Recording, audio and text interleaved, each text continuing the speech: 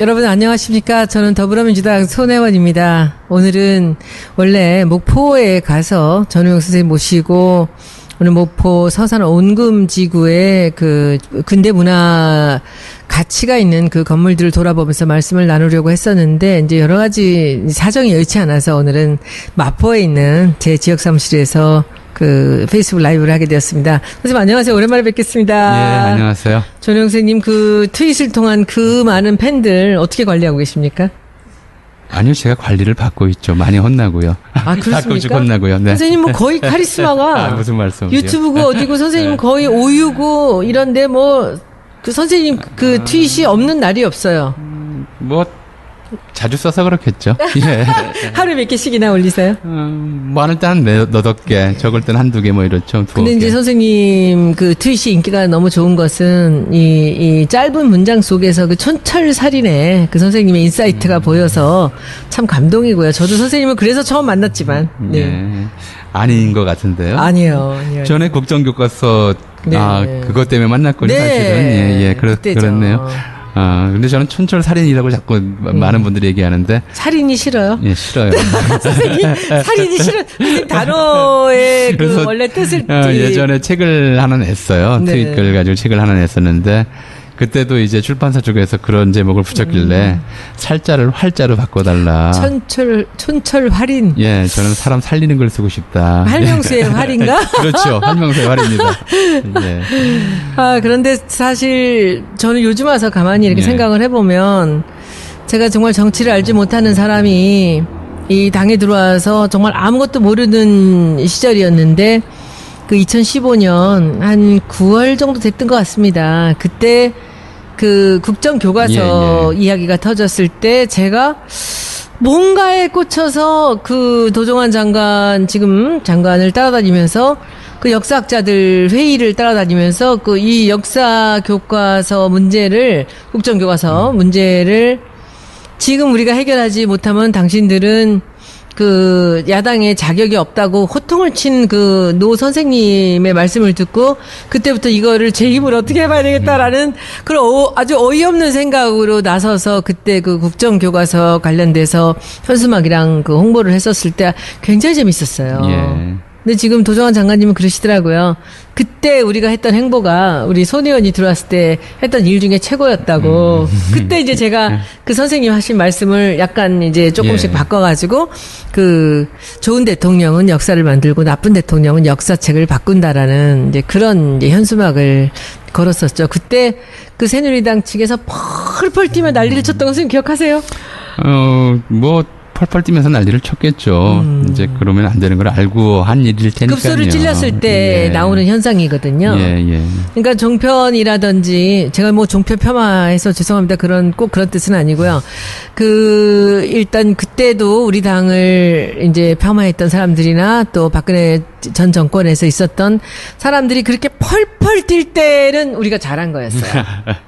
제가 그때 한 가지를 얻은 게 있다면 이제 그런 거였습니다. 그래서 그때 사실 선생님 덕분에 저는 그 국정교과서, 역사교과서 관련되는 그런 그 홍보전에서 제가 이길 수 있는 승기를 잡았던 게 전 선생님한테 정말 감사했었습니다. 무슨 말씀을요? 그거야 뭐 이제 사실은 역사의 본질을 할까요? 또는 역사 교육의 의미에 대해서 아는 사람이라면 누구도 그런 역사교과서 국정화라고 하는 터무니없는 행동에 좀 동의할 수가 없었던 것이고요. 뭐, 왜 그러는지를 뻔한 거잖아요. 이제 자기 합리화라고 하는 이런 목적을 가지고 하는 거였기 때문에 역사학자로서, 거기에 대해서 할 말은 해야죠, 뭐. 예. 뭐, 그래서 저는 오히려 제가 이렇게 트위터에 그냥 쓴 글을 손 의원님이 더 멋있게 바꿔가지고 좀 전 국민이 알 수 있도록 확산시켜 준 게 오히려 제가 감사드립니다. 아니고, 아니에요. 예. 그때 선생님은 이제 역사학자로서는 특히 그 순간에 본인의 사명 같은 것들이 조금 더 부담스러우셨겠죠.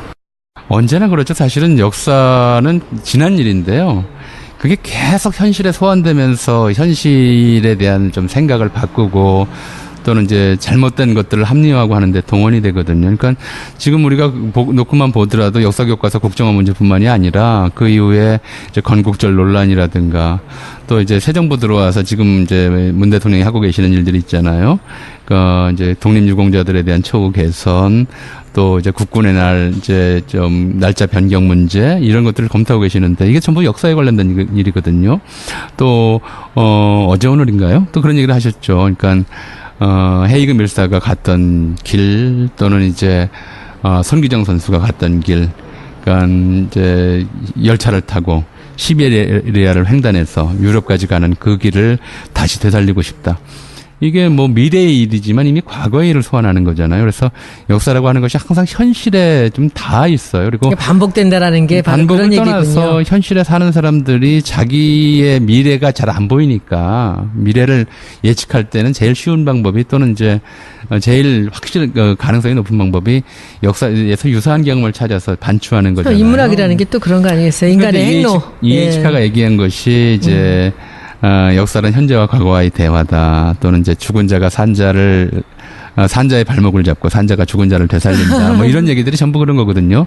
대화잖아요. 근데 그래서 대화 때문에 뭐 매사가 사실은 모든 이제 정치적 또는 이제 경제적 사건 하나하나가 좀 역사를 자꾸 생각하게 만드는 그런 역할을 하는 거죠. 근데 역사 속에 뭐 외국 어느 나라를 막론하고 보면은 인간의 갈등 구조는 참 유사하게 반복되는 것 같다는 생각이 듭니다. 그런 전쟁도 것도 그렇고. 있고 아닌 네. 것도 있고 그렇죠. 그래서 그 차이를 아는 것도 중요하고요. 진실과 네. 거짓의 그런 예.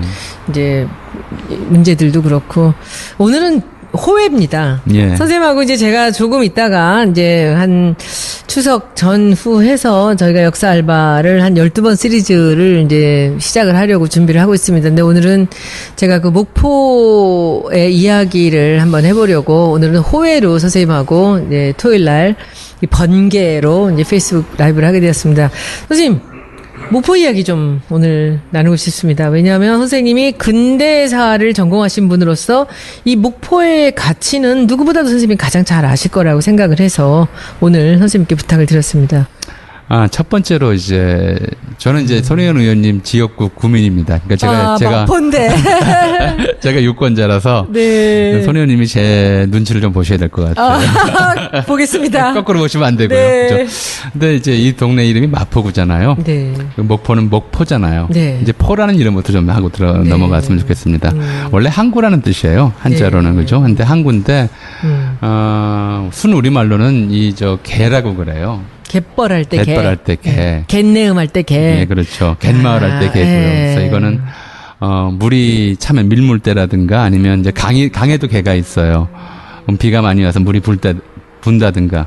그러니까 고수부지라고 많이 부르는데 요즘은 그렇게 해서 물이 불 때는 물이 되었다가 물이 빠져나가면 묻이 되었다가 정체가 확정하기 어려운 거죠. 땅도 아니고 물도 아니고 그런 것들을 순우리말로는 개라고 그랬어요. 그러니까 마포도 옛 이름은 순우리말로 삼개였어요. 예, 마포의 마자가 삼배할 때 삼이거든요. 그래서 삼개라고 불렀고요. 근데 한자로 쓸 때는 좀 나눠서 썼어요. 그러니까 어떤 거는 포, 지금 보면 서울에도 한강변에도 보면 마포, 영등포, 반포 이런 거 있잖아요. 또 지역으로도 지방에 보면 바닷가에도 목포 또는 뭐 이제 당항포, 삼천포 이런 거 있고요. 손 의원님 옆에 있는 저거 한번 들어 보여주시죠. 예, 글자가 이제 이렇게 생겼어요. 포자가 물가에 이제 돛단배가 서 있는 모습이에요. 이게 정말 돛같이 생겼어요. 설명을 예. 듣고 보니까. 예, 예. 네네. 그래서 돛배가 정박할 수 있는 큰 개가 이제 포고요. 또 이제 그보다 좀 규모가 작아요. 서울에도 꽤 많아요. 노량진, 동작진, 양마진. 한강진. 그렇죠. 예. 그런 진짜는 저 옆에 글자를 보시면, 사람이 손으로 노를 잡고 있는 모양 요게. 같아요. 네. 그러니까 이건 상대적으로 규모가 작은, 그러니까 포보다 규모가 작은. 그러니까 진해는 노를 져서 들어온 거죠. 그렇죠. 그리고 그런, 포는 예. 이 돛배가 돛을 올리고 돛배가 예, 들어오는 들어온 거고. 거죠. 그러니까 그러니까 원래는 그랬어요. 큰 근데 배, 나중에는 작은 배네요. 별 차이 없이 이제 보면. 쓰게 네네. 되지만 그렇게 해서 이제 배 닿는 항구들을 포진 이런 식으로 이름을 했고요. 그래서 목포는 조선시대 이전부터 이미 굳이 역사를 따지자면은 삼국 성립 이전부터 당연히 항구였을 것으로 보여요. 워낙 우리나라가 배가 들어왔다는 이제 호남 말씀이죠. 일대에서는 이제 일본, 중국, 심지어 저 인도까지도 배로 왕래하던 그런 이제 역사 속에서 만들어졌기 때문에 굉장히 오래된 항구였고요. 근데 이 항구의 중요성이 이제 급작스럽다기보다는 이제 급격히 높아진 것은 1897년에 이제 개항하면서부터였죠. 1897년에 또 다른 중요한 의미를 또 굉장히 한 의미가 말씀 있는데 좀 주십시오. 말씀드리자면 올해가 이제 2017년이잖아요. 네. 120년 됐거든요. 목포 개항 120년이고요. 우리가 120주년을 기념해야 될 게 또 하나 있어요. 대한제국이 1897년에 선포가 됩니다. 이때 대한이라는 국호가 생긴 거예요. 그러니까 대한민국은 대한제국에서 이른바 주권의 소유를 황제에서 국민으로 바꾸는 1919년에 대한민국 임시정부가 선포되잖아요. 그러니까 이제 제국이 민국으로 바뀐 것일 뿐이고 대한이라는 국가가 생기지 120년이다. 그러니까 우리가 대한민국 자랑스럽게 부를 때 이 국호가 생긴 지 120년이 됐다는 걸 기억하셨으면 좋겠어요. 그러니까 목포항이 열린 개항이 된 1897년과 대한이라는 이름이 붙은 것이 같은 해군요. 예, 같습니다. 조금 이제 목포 개항 결정은 대한제국 선포보다 먼저 한 서너 달 먼저 개항하기로 결정이 됐고요. 개항이 실제로 된 것은 대한제국 선포 한 달 후 1897년 11월 달에 이제 그러니까 원래는 대조선국 목포항이었다가 개항 당시에는 대한제국 목포항이 되는 거죠. 근데 이제 목포항에서는 주로 어떤 일이 벌어졌을까요? 그러니까 이제 개항이라고 하는 것의 의미를 조금 말씀을 먼저 드려야 될 것 같아요. 그러니까 1876년에 우리가 강화도 조약 또는 병자 수호 조교 이렇게 이름을 부르죠. 일본과 처음으로 이제 근대적인 통상조약을 맺었고요. 이걸 계기로 해서 역사 교과서에 나오는 표현 그대로 쓴다면 자본주의 세계 체제에 편입되었다 이렇게 얘기를 합니다. 근데 이제 수동적으로 또는 이제 외부의 강압에 의해서 강제로 자본주의 세계 체제에 편입된 나라들의 특징이 있어요. 자, 우리 지금 지역 명칭을 보면 이제 행정구역 명칭을 보면 충청도, 경상도, 전라도, 강원도 그래요. 그러니까 충청도는 충주, 청주, 전라도는 전주, 나주, 경상도는 경주, 상주, 강원도는 강릉, 원주예요. 여기가 조선시대 지명이거든요. 조선시대는 지금 제가 말씀드린 도시들이 중심지였어요. 근데 지금 어떻게 보세요?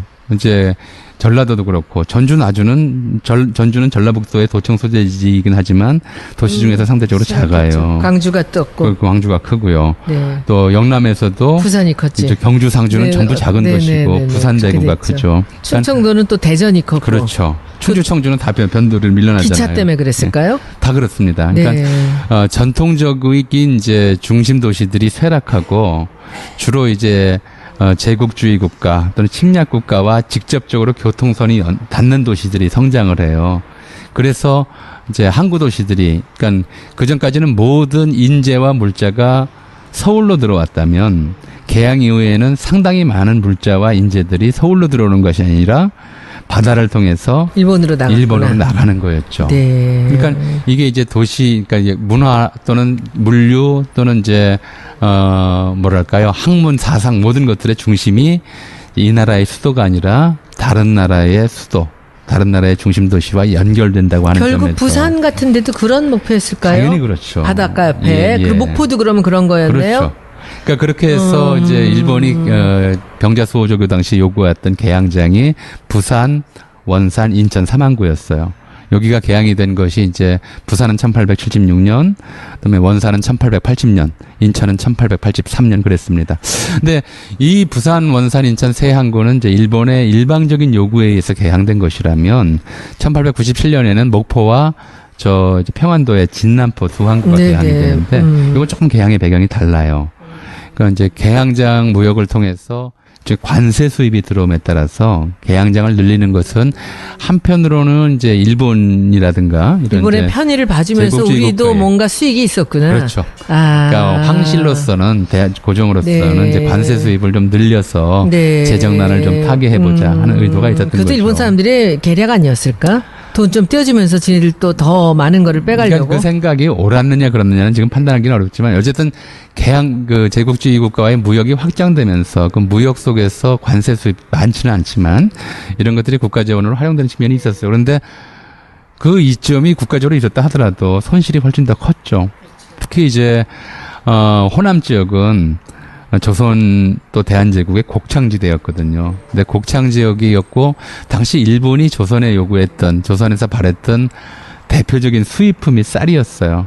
그러니까 산업혁명을 막 일본은 이제 수행하던 도중이었기 때문에 도시화가 진전되고 이제 농촌에서 젊은이들이 떠나서 노동자로 변신하는 과정이 많이 진전되고 있었거든요. 그에 따라서 쌀에 대한 수요는 늘어났고요. 그러니까 일본 쌀만으로는 충족할 수 없으니까 조선 쌀에 대한 요구가 커졌죠. 그래서 이제 특히 호남 지역의 곡창지대의 쌀, 콩 그리고 이제 다른 지역에 있는 소가죽, 사금 이런 걸 수입하는데 혈안이 돼 있었고요.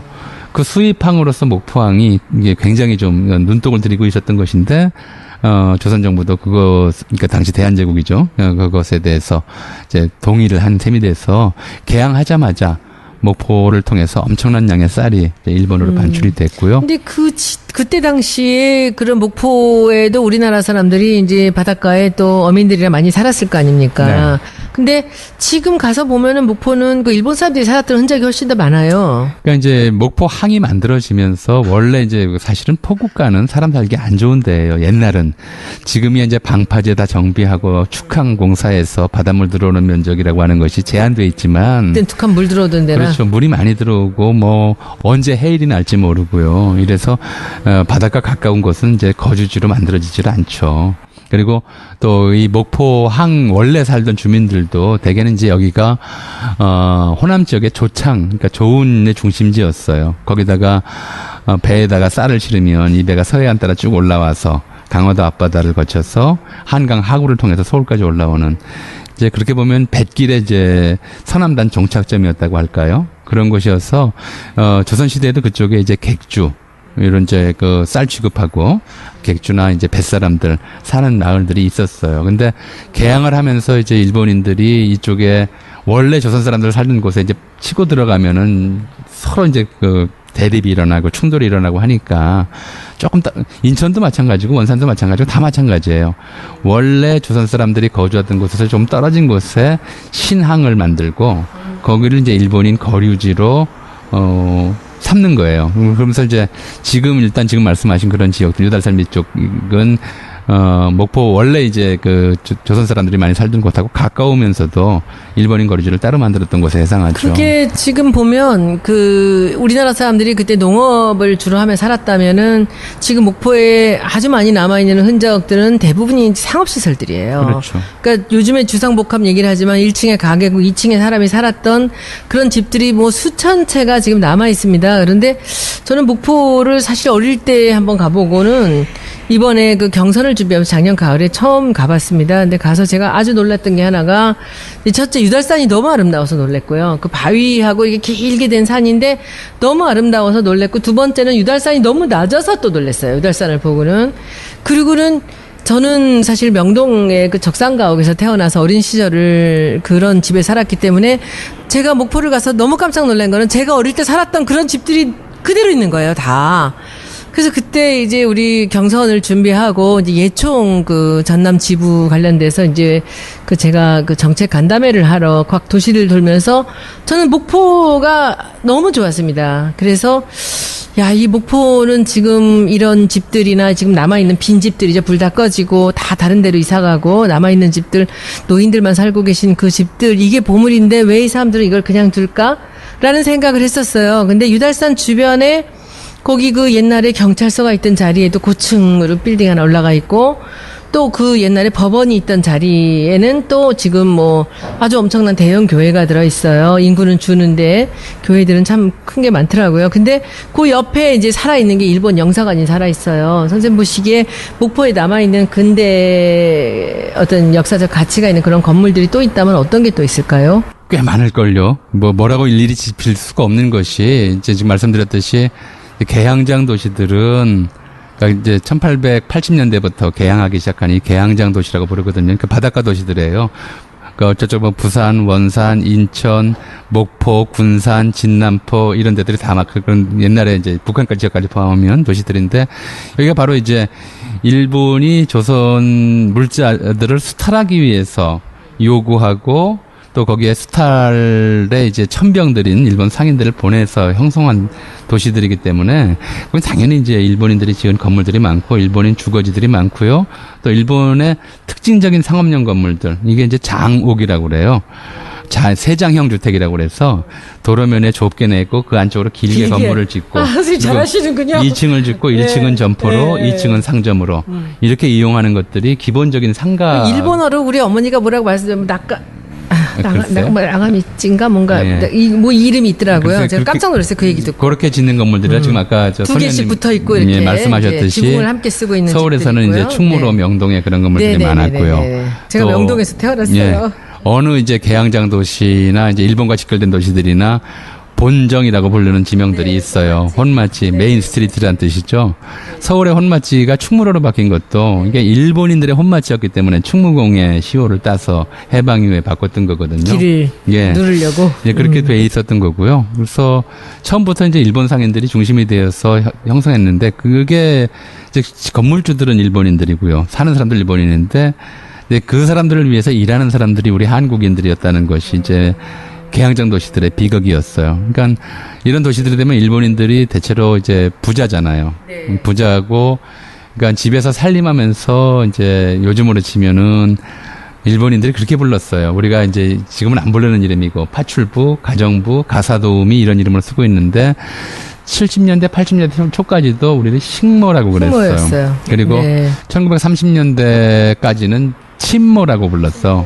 바느질했구나 그때는. 뭐 그걸 그다음에 음식을 만들었고. 일이라고 그랬죠. 네. 근데 일본인들은 그런 사람들을 뭐라고 불렀냐면요, 요보, 어머니 이렇게 불렀어요. 한국인들이 아내와 어머니를 부르는 이름을 여보. 예, 여보나 어머니라는 이름으로 부르면서. 무슨 의미죠?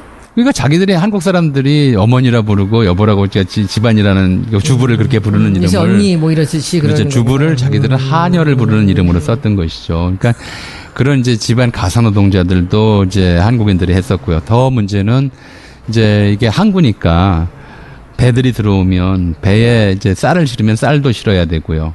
일본에서 들어오는 것들이 주로 이제 면사라든가 뭐 이런 것들이 많이 들어오는데, 신시식 물품, 성냥이라든가 이런 거 하역하고요. 하역 노동자들 역시 이제 한국인들이 이제 다 거기에 동원이 됐죠. 그래서 목포는 우리나라 최초로 부두 하역 노동자들의 총파업이 있었던 곳이에요. 아주 언제쯤입니까? 1898년. 그러니까 그 옛날에도 개항된 다음에 최초의 하역 노동자 총파업이 있어서 어떻게 보면 우리나라 해운 노조와 관련해서 굉장히 기념비적인 장소라고 할 수 있죠. 근데 잘 기념을 안 해서 그 그렇죠. 자리가 어딘가요? 그러면 목포 부두 바로죠. 거기가 지금 부두라는 데가 지금 그 옹금지구를 얘기하나요? 그러니까 아마 거길 겁니다. 저는 지금 목포를 제가 이렇게 지도를 좀 봤더니 이제 이게 목포예요. 여기 위에가 크게 보였을 때. 그런데 이제 이쪽이 이제 서해고 이쪽이 남해입니다. 요 구층에 이렇게 이제 목포가 여기 이렇게 있는데, 여기 이제 항이 여러 개가 이렇게 있어요.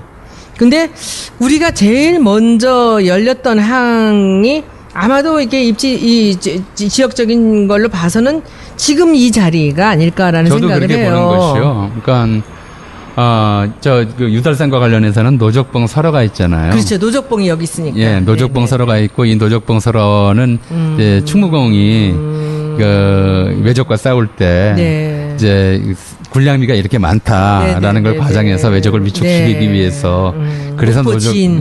노적봉이 네네네. 됐다는 말이 있잖아요. 네네네. 그래서 이제 그렇게 놓고 보면은 거기가 이제 임진왜란 당시에서도 수군의 주요 이제 사실 보면은 요새예요. 여기가 바로. 그게 있고요. 또 하나는 이제 목포항이 주로 이제 거래를 했던 곳이, 그러니까 부산항은 시모노세키를 통해서 일본 이제 혼슈하고 연락이 됐고요. 목포항은 하카다를 통해서 일본 큐슈하고 많이 연락이 됐거든요. 그래서 그런 측면 때문에 서남 쪽이죠.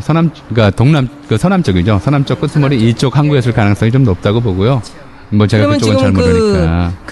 이 항만 항구 노조도 여기서 있었을 가능성이 그 있다는 노조가 거죠. 있었던 건 아니에요. 그 당시 노조 같은 건 못 만들고 워낙 이제 저임금에 혹사를 당하니까. 일본 그러니까 사람들한테 이제 당한 건가? 그렇죠. 구조가 뭐 십장제도라고 하는 게 있어서 일본인 특유의 제도예요. 일이라는 게 뭐 일본 사람들의 일이었으니까 여기. 그러니까 이제 한 사람의 이제 십장을 구하면 그 사람들이 이제 그 뭐 10명 정도씩을 거느리고 일꾼을 담당하는데 이제 뭐 여러 가지 문제들이 있어서 일어났었어요. 이제 뭐 그러니까 그런 이제 쉽게 말하면 이제 일본인들, 잘 사는 일본인들과 못 사는 조선인들, 그리고 힘든 일하는 조선인들이 생활 공간에서나 일상생활에서나 첨예하게 부딪히는 곳이다.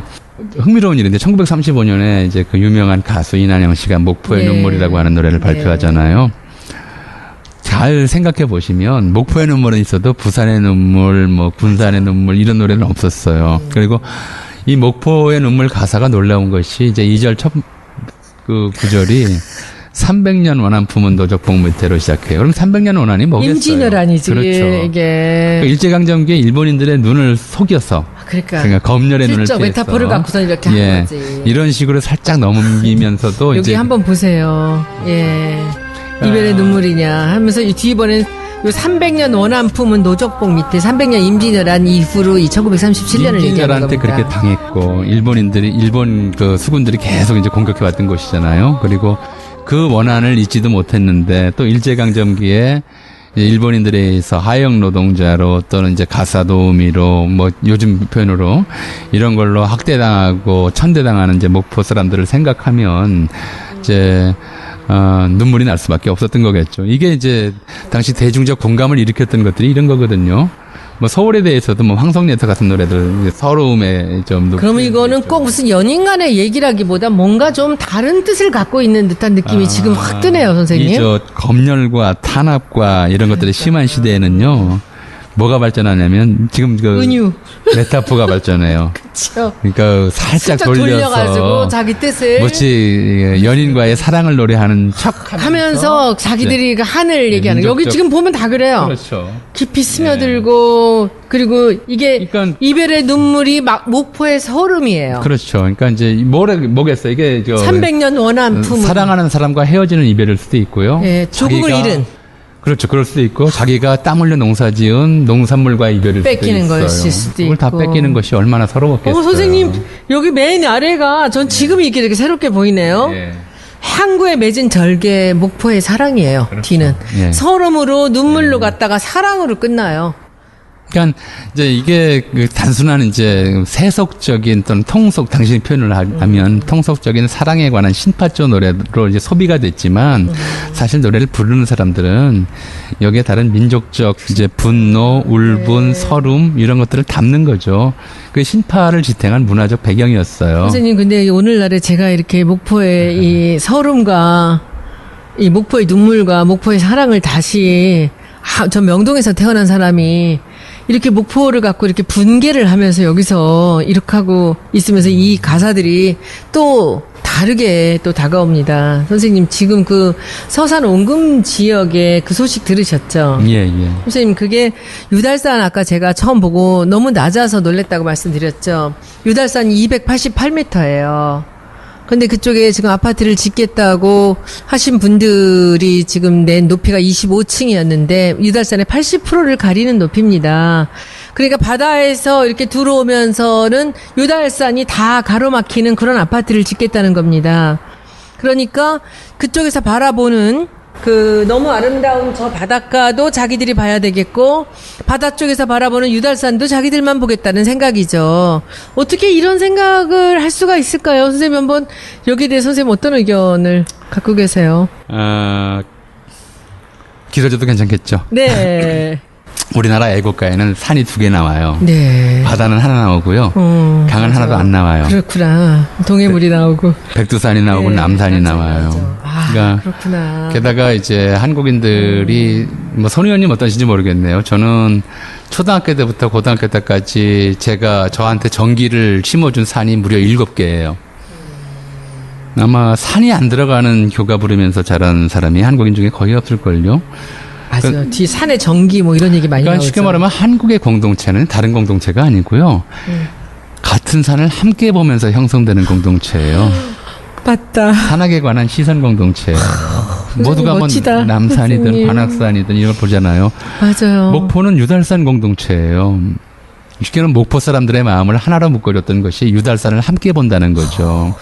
근데 현대에 들어와서 이 아파트가 산자락들을 잠식하면서 산을 함께 보는 공동체를 파괴해버렸어요. 선생님 특히 지역으로 갈수록요. 저는 더 심해요. 부산도 그 산 중턱까지 올라오는 아파트를 보고 제가 굉장히 놀랐는데 이 지역으로 가면서 특히 산으로 이렇게 아파트가 쳐 올라오는 이유는 뭘까요? 뭔가 허가 문제가 좀 느슨한 걸까요? 그것도 그렇고요. 사실은 임야였잖아요. 그러니까 이제 그 기존 시가지 같은 경우에는 재개발하기에 이제 지가가 비싸고 그러니까 이제 임야는 원래 우리가 안 건드리는 곳이었어요. 제가 왜 애국가에도 산이 나오고 교가에도 산이 나오고 한국의 공동체가 산을 같이 보는 사람들의 공동체다 그 말씀을 드렸냐면 한국 사람들의 전통 문화가 산을 굉장히 신성시하는 거예요. 그래서 산에 함부로 집을 짓지 않았어요. 원칙적으로는. 그래서 산에는 산 사람이 살면 안 되고요. 죽은 사람 집만 지었어요. 사당들. 아니요. 우리나라에서는 무덤을 선앙당? 산소라고 그러잖아요. 아 그렇구나. 그 산인가요? 예. 산에다가 모시는 거군요. 그렇죠. 산은 죽은 분들만 사는 곳이라서. 그렇구나. 그래서 오늘 너무 많이 배우네요. 못 들어보셨죠? 네, 우리 산의 공동체라는 우리 마을 얘기나 산소. 예, 그러니까 그러네요, 우리는 선생님. 똑같은 귀신이라도 물에 살면 물귀신이고요. 산에 살면 등급이 높아서 산신령이라고 불러요. 아, 그렇구나. 물귀신과 산신령. 다르죠. 아, 그만큼 선생님, 이제 진짜 산을 파고들어서 사람 집을 짓는다는 것은 이제 한국적 정서와는 관계가 없는 것이었는데 주로 이제 60년대 개발 시대를 맞으면서 또 인구가 급증하는 상황에서 1인당 거주 면적을 넓히려는 욕망 그리고 이제 그렇게 해서 주거 면적을 확대하려는 욕망과 결합하면서 주로 서구적이거나 일본적 공간관이 개입해 들어오면서 산을 깎아먹는 일들이 이제 흔해졌죠. 그건 수백 년 또는 수천 년 동안 사람이 집을 안 지었던 산자락이라고 하는 곳이 새 주거지로 개발하기에는 제일 편한 곳이었어요. 그러니까 전국의 어느 도시에서나 그래서 이제 도시 개발 우리가 발전의 초기 과정에서는 산자락부터 깎아먹어요. 근데 처음에는 산자락 아파트들이 뭐 4, 5층 정도 선에서 그러니까 서울에서도 제일 문제가 됐던 것이 이제 와우 아파트 붕괴 사고 같은 거 있잖아요. 잘 못 지을 때 산자락부터 짓기 시작했거든요. 그러니까 다른 도시들도 다 마찬가지예요. 싸구려 아파트들이 산에 들어가요. 예. 그 당시는. 이제 그런 문제들. 지금은 부자들이 산으로 가는데. 예. 네. 경치가 좋고 그러니까. 네. 근데 그렇게 하면서 이제 뭐 서울에서 이제 삼선동이라든가 이런 데서 흔히 나타나는 현상이었잖아요. 아, 지금 거기도 끔찍합니다. 예. 네. 그러니까 그 지역 공동체의 중심이고 지역 사람들이 우리가 같은 경관을 보고 같은 공간 속에서 살았다고 하는 느낌을 갖게 해주는 산을 가리는 것이 공공에 대해서는 일종의 좀 해악이다라고 생각을 못 하는 거예요. 그러니까 경관을 독점하는 거죠. 그리고 저 아파트 사는 분들은 유달산을 다 볼 수가 있겠죠. 다 보는 거죠. 그렇죠. 내려다보고 바다도 옆에도 보고요. 보고. 네. 근데 이제 목포의 다른 분들은 유달산을 안 못 보이는 보는 거죠. 거예요. 그러니까 예. 이제 쉽게 말하면 목포 시민 공동체를 깨버리는 거잖아요. 해체해버리는 일이 돼버려요. 근데 그만큼 이제 돈 또는 이제 집값 그리고 이제 좀 더 넓은 공간 안락한 삶 이런 데 대한 욕망들이 이제 공동체 파괴를 가볍게 하는 이제 이런 결과로 이어졌기 때문에 이건 어떻게 보면 70년대 이후 한국의 새롭게 형성된 그런 문화적 태도일 수도 있다는 생각이 들어요. 그런데 바람직하지는 않다고 보는데 그렇게 봅니다. 선생님, 진짜, 저는 이 장소를 보면서, 이제 저는 이 동네를 이제 보리마당이라는 이쪽하고 이어지는 지금 옹금동 이쪽 부분인데, 여기에는 굉장히 오래된 공장이 하나 있습니다. 8,000여 평을 차지하고 있는 조선 내화라는 목포의 대표적인 기업이 있었습니다. 근데 지금은 공장은 폐쇄되고 이제 다른 곳으로 갔는데, 그 벽돌과 기와를 찍어내는 공장이었어요. 근데 저는 이 조선 내화라는 그 회사가 참 놀랐다고 생각하는 게, 여기 나중에 그 사주셨던 분이 자기 이름을 써서 이훈동 정원이라는 걸 갖고 있고, 그리고 옆에 박물관도 갖고 계세요. 그래서 목포에서는 제일 가는 부자였다고 하고, 지금도 이 다른 곳에 회사를 크게 갖고 있고, 아마 목포에선 제일 큰 회사가 아닐까? 근데 그 회사가 아직도 이게 조선내화라는 이 옛날 공장 부지를 갖고 있습니다. 근데 이번에 그 서산원금지역 발표를 한 것을 보니 이 조선내화의 부지가 포함이 돼 있어요. 근데 이게 지금 조선내화입니다. 요게. 이게 위에서 유달산 쪽에서 바라본 조선내화고, 여기서 바라본 지금 앞에 바다 풍경입니다. 이런 뷰를 갖고 있어요. 근데 여기에 이 조선내화 부지를 메인으로 해서 그 위에 있는 산에 있는 집들을 다 같이 포함해서 이 350세대의 조합원들이 이제 여기를 개발하기로 했다는 거죠. 그래서 이 부분에 이제 21층짜리 아파트가 온다는 겁니다. 그러면 물론 이 모든 뷰는 다 가려지는 거고, 바다 쪽에서 바라보는 유달산도 전부 가려지는 것입니다. 그리고 유달산에 오르시는 분들도 이 바다를 바라보는데 여기 앞에 21층짜리의 아파트 군이 1,400세대가 들어온다라는 그런 계획이었습니다. 저는 이 계획을 보면서 제가 정말 놀라지 않을 수 없었던 것은, 지금도 이런 계획이 백주 대낮에 정말 이루어지고 있다는 것에 제가 너무 놀랐고요. 그래서 제가 뭐 자세한 건 알지 못합니다. 오늘 저는 사실 선생님 모시고 이 조선내화 근처의 동네를 한번 가보려고 했습니다. 그런데 지금 이 사업을 극렬하게 반대하시는 이제 시민운동 하시는 분들과, 또 여기 조합원들은 오랫동안 또 아주 낙후된 곳에서 힘들게 사셨기 때문에 새롭게 개발되기를 원하시죠. 이제 이분들 사이에서 얘기들이 조금 더 이제 조정이 되고 서로들 의사표시를 해야 되는 시간이 필요하다고 해서 저한테 내려오지 않았으면 좋겠다라는 연락이 왔습니다. 그래서 제가 내려가지를 못하고 오늘 일단 선생님하고 같이 이제 여기에 대한 얘기를 하기로 해서 이제 시작을 했습니다. 그런데 선생님, 조선내화라는 그 회사 알고 계시죠? 예.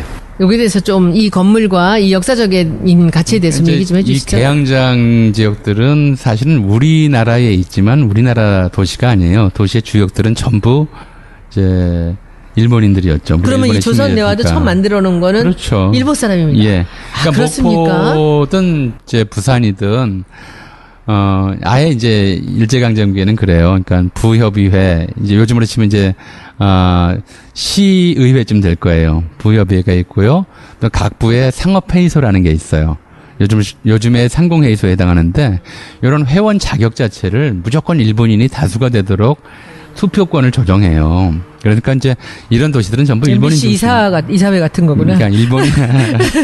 그래서 이제 그 부협의회든 이제 부상업회의소든 간에 이런 데도 보면은 의장은 일본인, 그다음에 부의장을 둘씩 줘요. 제1부의장은 역시 일본인, 제2부의장만 조선인, 이런 식으로 이제 그런 식으로 운영들을 다 해왔습니다. 그러니까 목포는 일제강점기 일본인들의 도시였다. 그러니까 어떤 일본인들이 들어왔냐면, 첫째로는 이제 그 호남 일대 대지주들이 많았어요. 그러니까 동척이나 이런 데에서 이제 조선인들의 땅을 빼앗거나 뭐 왕실 토지를 이제 그 동양 척산에 대해서 선생님 조금만 얘기하고 그다음으로 가시죠. 동척이라고 한. 네네네. 그게 이제 이 조선의 후진적인 농업을 개발해서 선진 농업으로 바꿔준다, 개척을 한다, 이런 취지는 그랬어요. 명분은 그랬는데 실제로는 조선 사람들의 땅을, 그리고 그 중에 이제 왕실 소유지라든가 토지조사 사업 과정에서 공유지들이 많았는데 이거를 이제 전부 국유지로 편입시켰다가 이거를 일본인들에게 불화해주는 역할을 하는 것이 동척이에요. 그래서 이제 일본의 선진 농업 이민을 이식한다가 아니고 이제 명분은 세웠는데 실제로는 농사를 지으러 온 것이 아니라 땅만 소유하고 이제 우리 한국 사람들을 소작인으로 부려서 이익만 취하는. 그러면 그 동양척식 주식회사가 그 목포에 일본 영사관 그 앞 길에 있다는 것은 무슨 의미입니까? 그러니까 이제 거점이라는 얘기였죠. 동양척식회사가 그렇게 이제 척식회사라고 하는 거는 일본인들한테 토지를 불화해 주는 데거든요. 그러니까 들어와서 일본에 이제 작은 농토를 가지고 있던 농민들이 여기 들어오면 넓은 땅을 사요. 그럼 그거를 마름을 통해서 경영시키고 자기는 도시에 사는 거예요.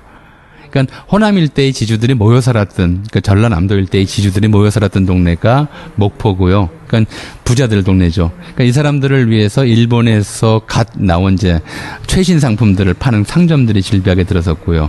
또 그렇게 사업을 크게 하는 사람들이 생기다 보니까 그 중에 일본은 이제 건축 재료들 만들어서 파는 이제 일이 필요했어요. 일본으로 나가기도 했나요?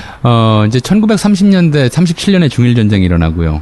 또 40년대 들었으면 미국과 전쟁이 벌어지잖아요. 그러니까 1937년부터는 이제 바로 전쟁 경제 시대였어요. 그러니까 전쟁 경제 중에서 이제 전 군수공업체 공장 건설을 위한 벽돌 수요가 늘어나니까 그 조선내화라는 회사는 1938년에 사토 아키우라고 하는 이제 목포 거주 일본인 부자가 몇몇 이제 목포에 있는 일본인 부자들의 자본을 모아서 세운 일본인 회사였어요. 그래서 벽돌을 생산했고요. 그러니까 입지 자체가 항구에 가까우니까 여기서 생산한 벽돌을 바로 특히 이제 한반도에서도 당시 그 경인공업지대라고 해서 영등포 그리고 이제 인천 배로 인천으로 갔구나. 그렇죠. 이쪽으로 네. 갔고요. 또 지금 이제 얼마 전에 영화화돼서 얘기됐던 그 남양군도라고 해서 심지어 뭐 오키나와라든가 일본 큐슈 지역이라든가 이쪽에 군수공장들을 세우잖아요. 네네. 이쪽에 필요한 벽돌들을 생산해서 보내는 거죠. 그러니까 입지가 좋다 보니까 바로 바닷가에다가 공장을 세웠고 그러니까 공장들이 다 두 가지를 많이 따져요. 첫 번째로는 교통편이고요. 그게 부둣가 가고 두 번째는 원료 입수가 용이 안 가잖아요. 거기는 어떻게 원료를 입수를 했을까요? 뭐 추정컨대는 유달산 일대 흙을 쓰지 않았겠나 싶고요. 그 흙을 운반하기 위한 좀 갱도나 시설들을 만들었겠죠. 갱도가 있어요. 예. 선생님 이게 지금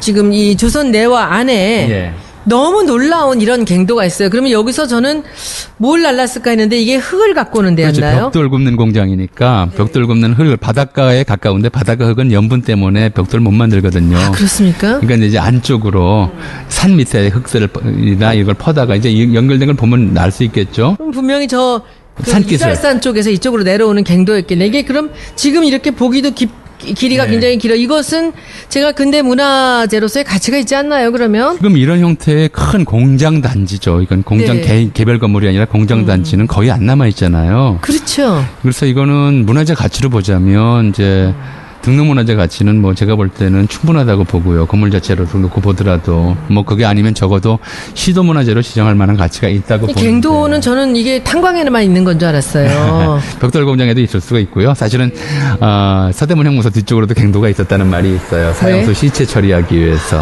아, 그거 얘기 정말 들은 적이 있다. 예. 네네네.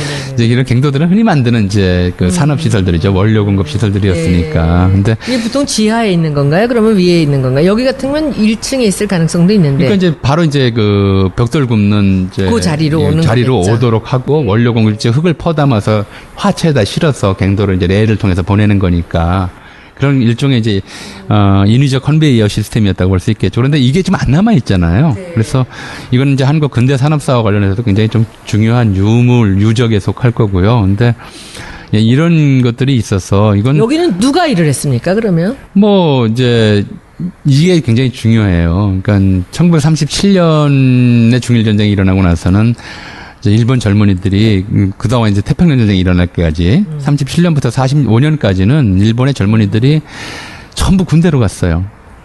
무슨 얘기냐? 그럼 군대로 가면은 일본의 공장, 지금 벽돌 공장이라든가 아니면 탄광 이런데 이제 젊은이들이 일자리에 일할 사람이 없는 거죠. 들어올 사람이 없는 거죠. 그래서 조선 사람들을 끌어간 거예요. 그러니까 조선 사람들, 한국 젊은이들은 군대로 일단 안 끌어가요. 군대 조선 원래 징용이라 그래서 군대로 끌어갔다 그러는 거 아닙니까? 징용은 이제 노동력을 끌고 가는 거고요. 아, 징용이 그렇구나. 징병은 군인으로 들어가는 거예요. 징병, 징용. 예. 제가 모르는 게 너무 많네요. 왜 징용이라고 했냐면 그러니까 징병제는 1944년에 발표되거든요. 그렇습니까? 예. 그러니까 조선 사람을 군대로 데려갔다가 가서 총 주고 훈련을 시키면 막상 전투가 났을 때 뒤에서 쏘지. 뒤에서 중국군을 쏘겠어요? 독립군을 쏘겠어요? 그렇지. 일본군을 쏠 수가 있다고 맞다. 싶어서. 그러면 그 징병은 상당히 그렇죠. 위험한 거였네. 그래서 그 징병이 앞서서 이름 바꾸라고 그러고 일본말만 쓰라고 그러고 그러니까 한국인으로서의 색채를 없애버리고 일본인을 만들기 위해서 그렇게 발악을 했던 것이죠.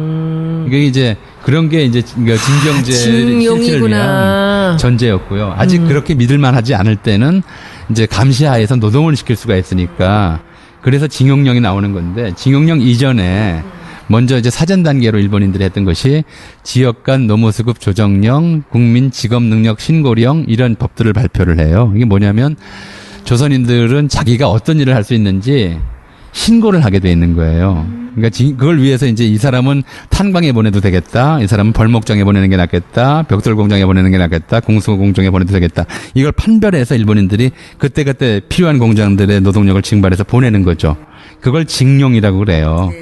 그러니까 그 징용 전 단계가 모역을 시키는 거구나. 이 작업이죠. 그러니까 우리가 네. 징용 끌려간 사람들에 관해서는 얼마 전에 군함도라는 영화가 이제 다뤘잖아요. 군함도 그렇죠. 군함도를 이제 일본인들은 유네스코 세계유산이다라고 이제 얘기를 하지만 우리 입장에서 볼 때는 이것이 이제 한국인들의 피와 땀과 눈물이 서려 있는 이제 그런 현장이잖아요. 그런데 이 조선 내화 같은 공장도 벽돌 공업이 이게 이제 산업 우선순위로 보면은 군수공장보다는 떨어지는데 군수공장을 만들기 위해서 필수 시설물이 또 재료가 벽돌이었기 때문에 이거 역시 생산이 굉장히 좀 시급했던 거였어요. 그래서 이쪽의 노동자들도 자발적으로 고용된 노동자들이 초기에는 있었겠지만 분명히 40년대쯤 되면 이렇게 국민 직업 능력 신고령에 따라 강제로 배정된 노동자들이 있었을 거라는 얘기죠. 그러니까 무슨 얘기냐면 징용은 일본은 탄광에만 끌려간 사람들이 아니에요. 일본 사람들의 회사나 그들을 위해서 그렇죠. 일을 노역을 했던 조선 내 사람들이죠. 군수공장, 군수산업에 필요한 곳에 끌려가서 월급도 제대로 못 받고 모두가 월급이 나오는데 월급을 주는 게 아니고요. 그 월급을 압류를 해서 채권이라든가 아니면 일본인 뭐 애국 채권을 사게 하든가 무슨 그 국민 통장에다 저금하게 하든가 그렇게 해서 월급을 거의 안 줘요.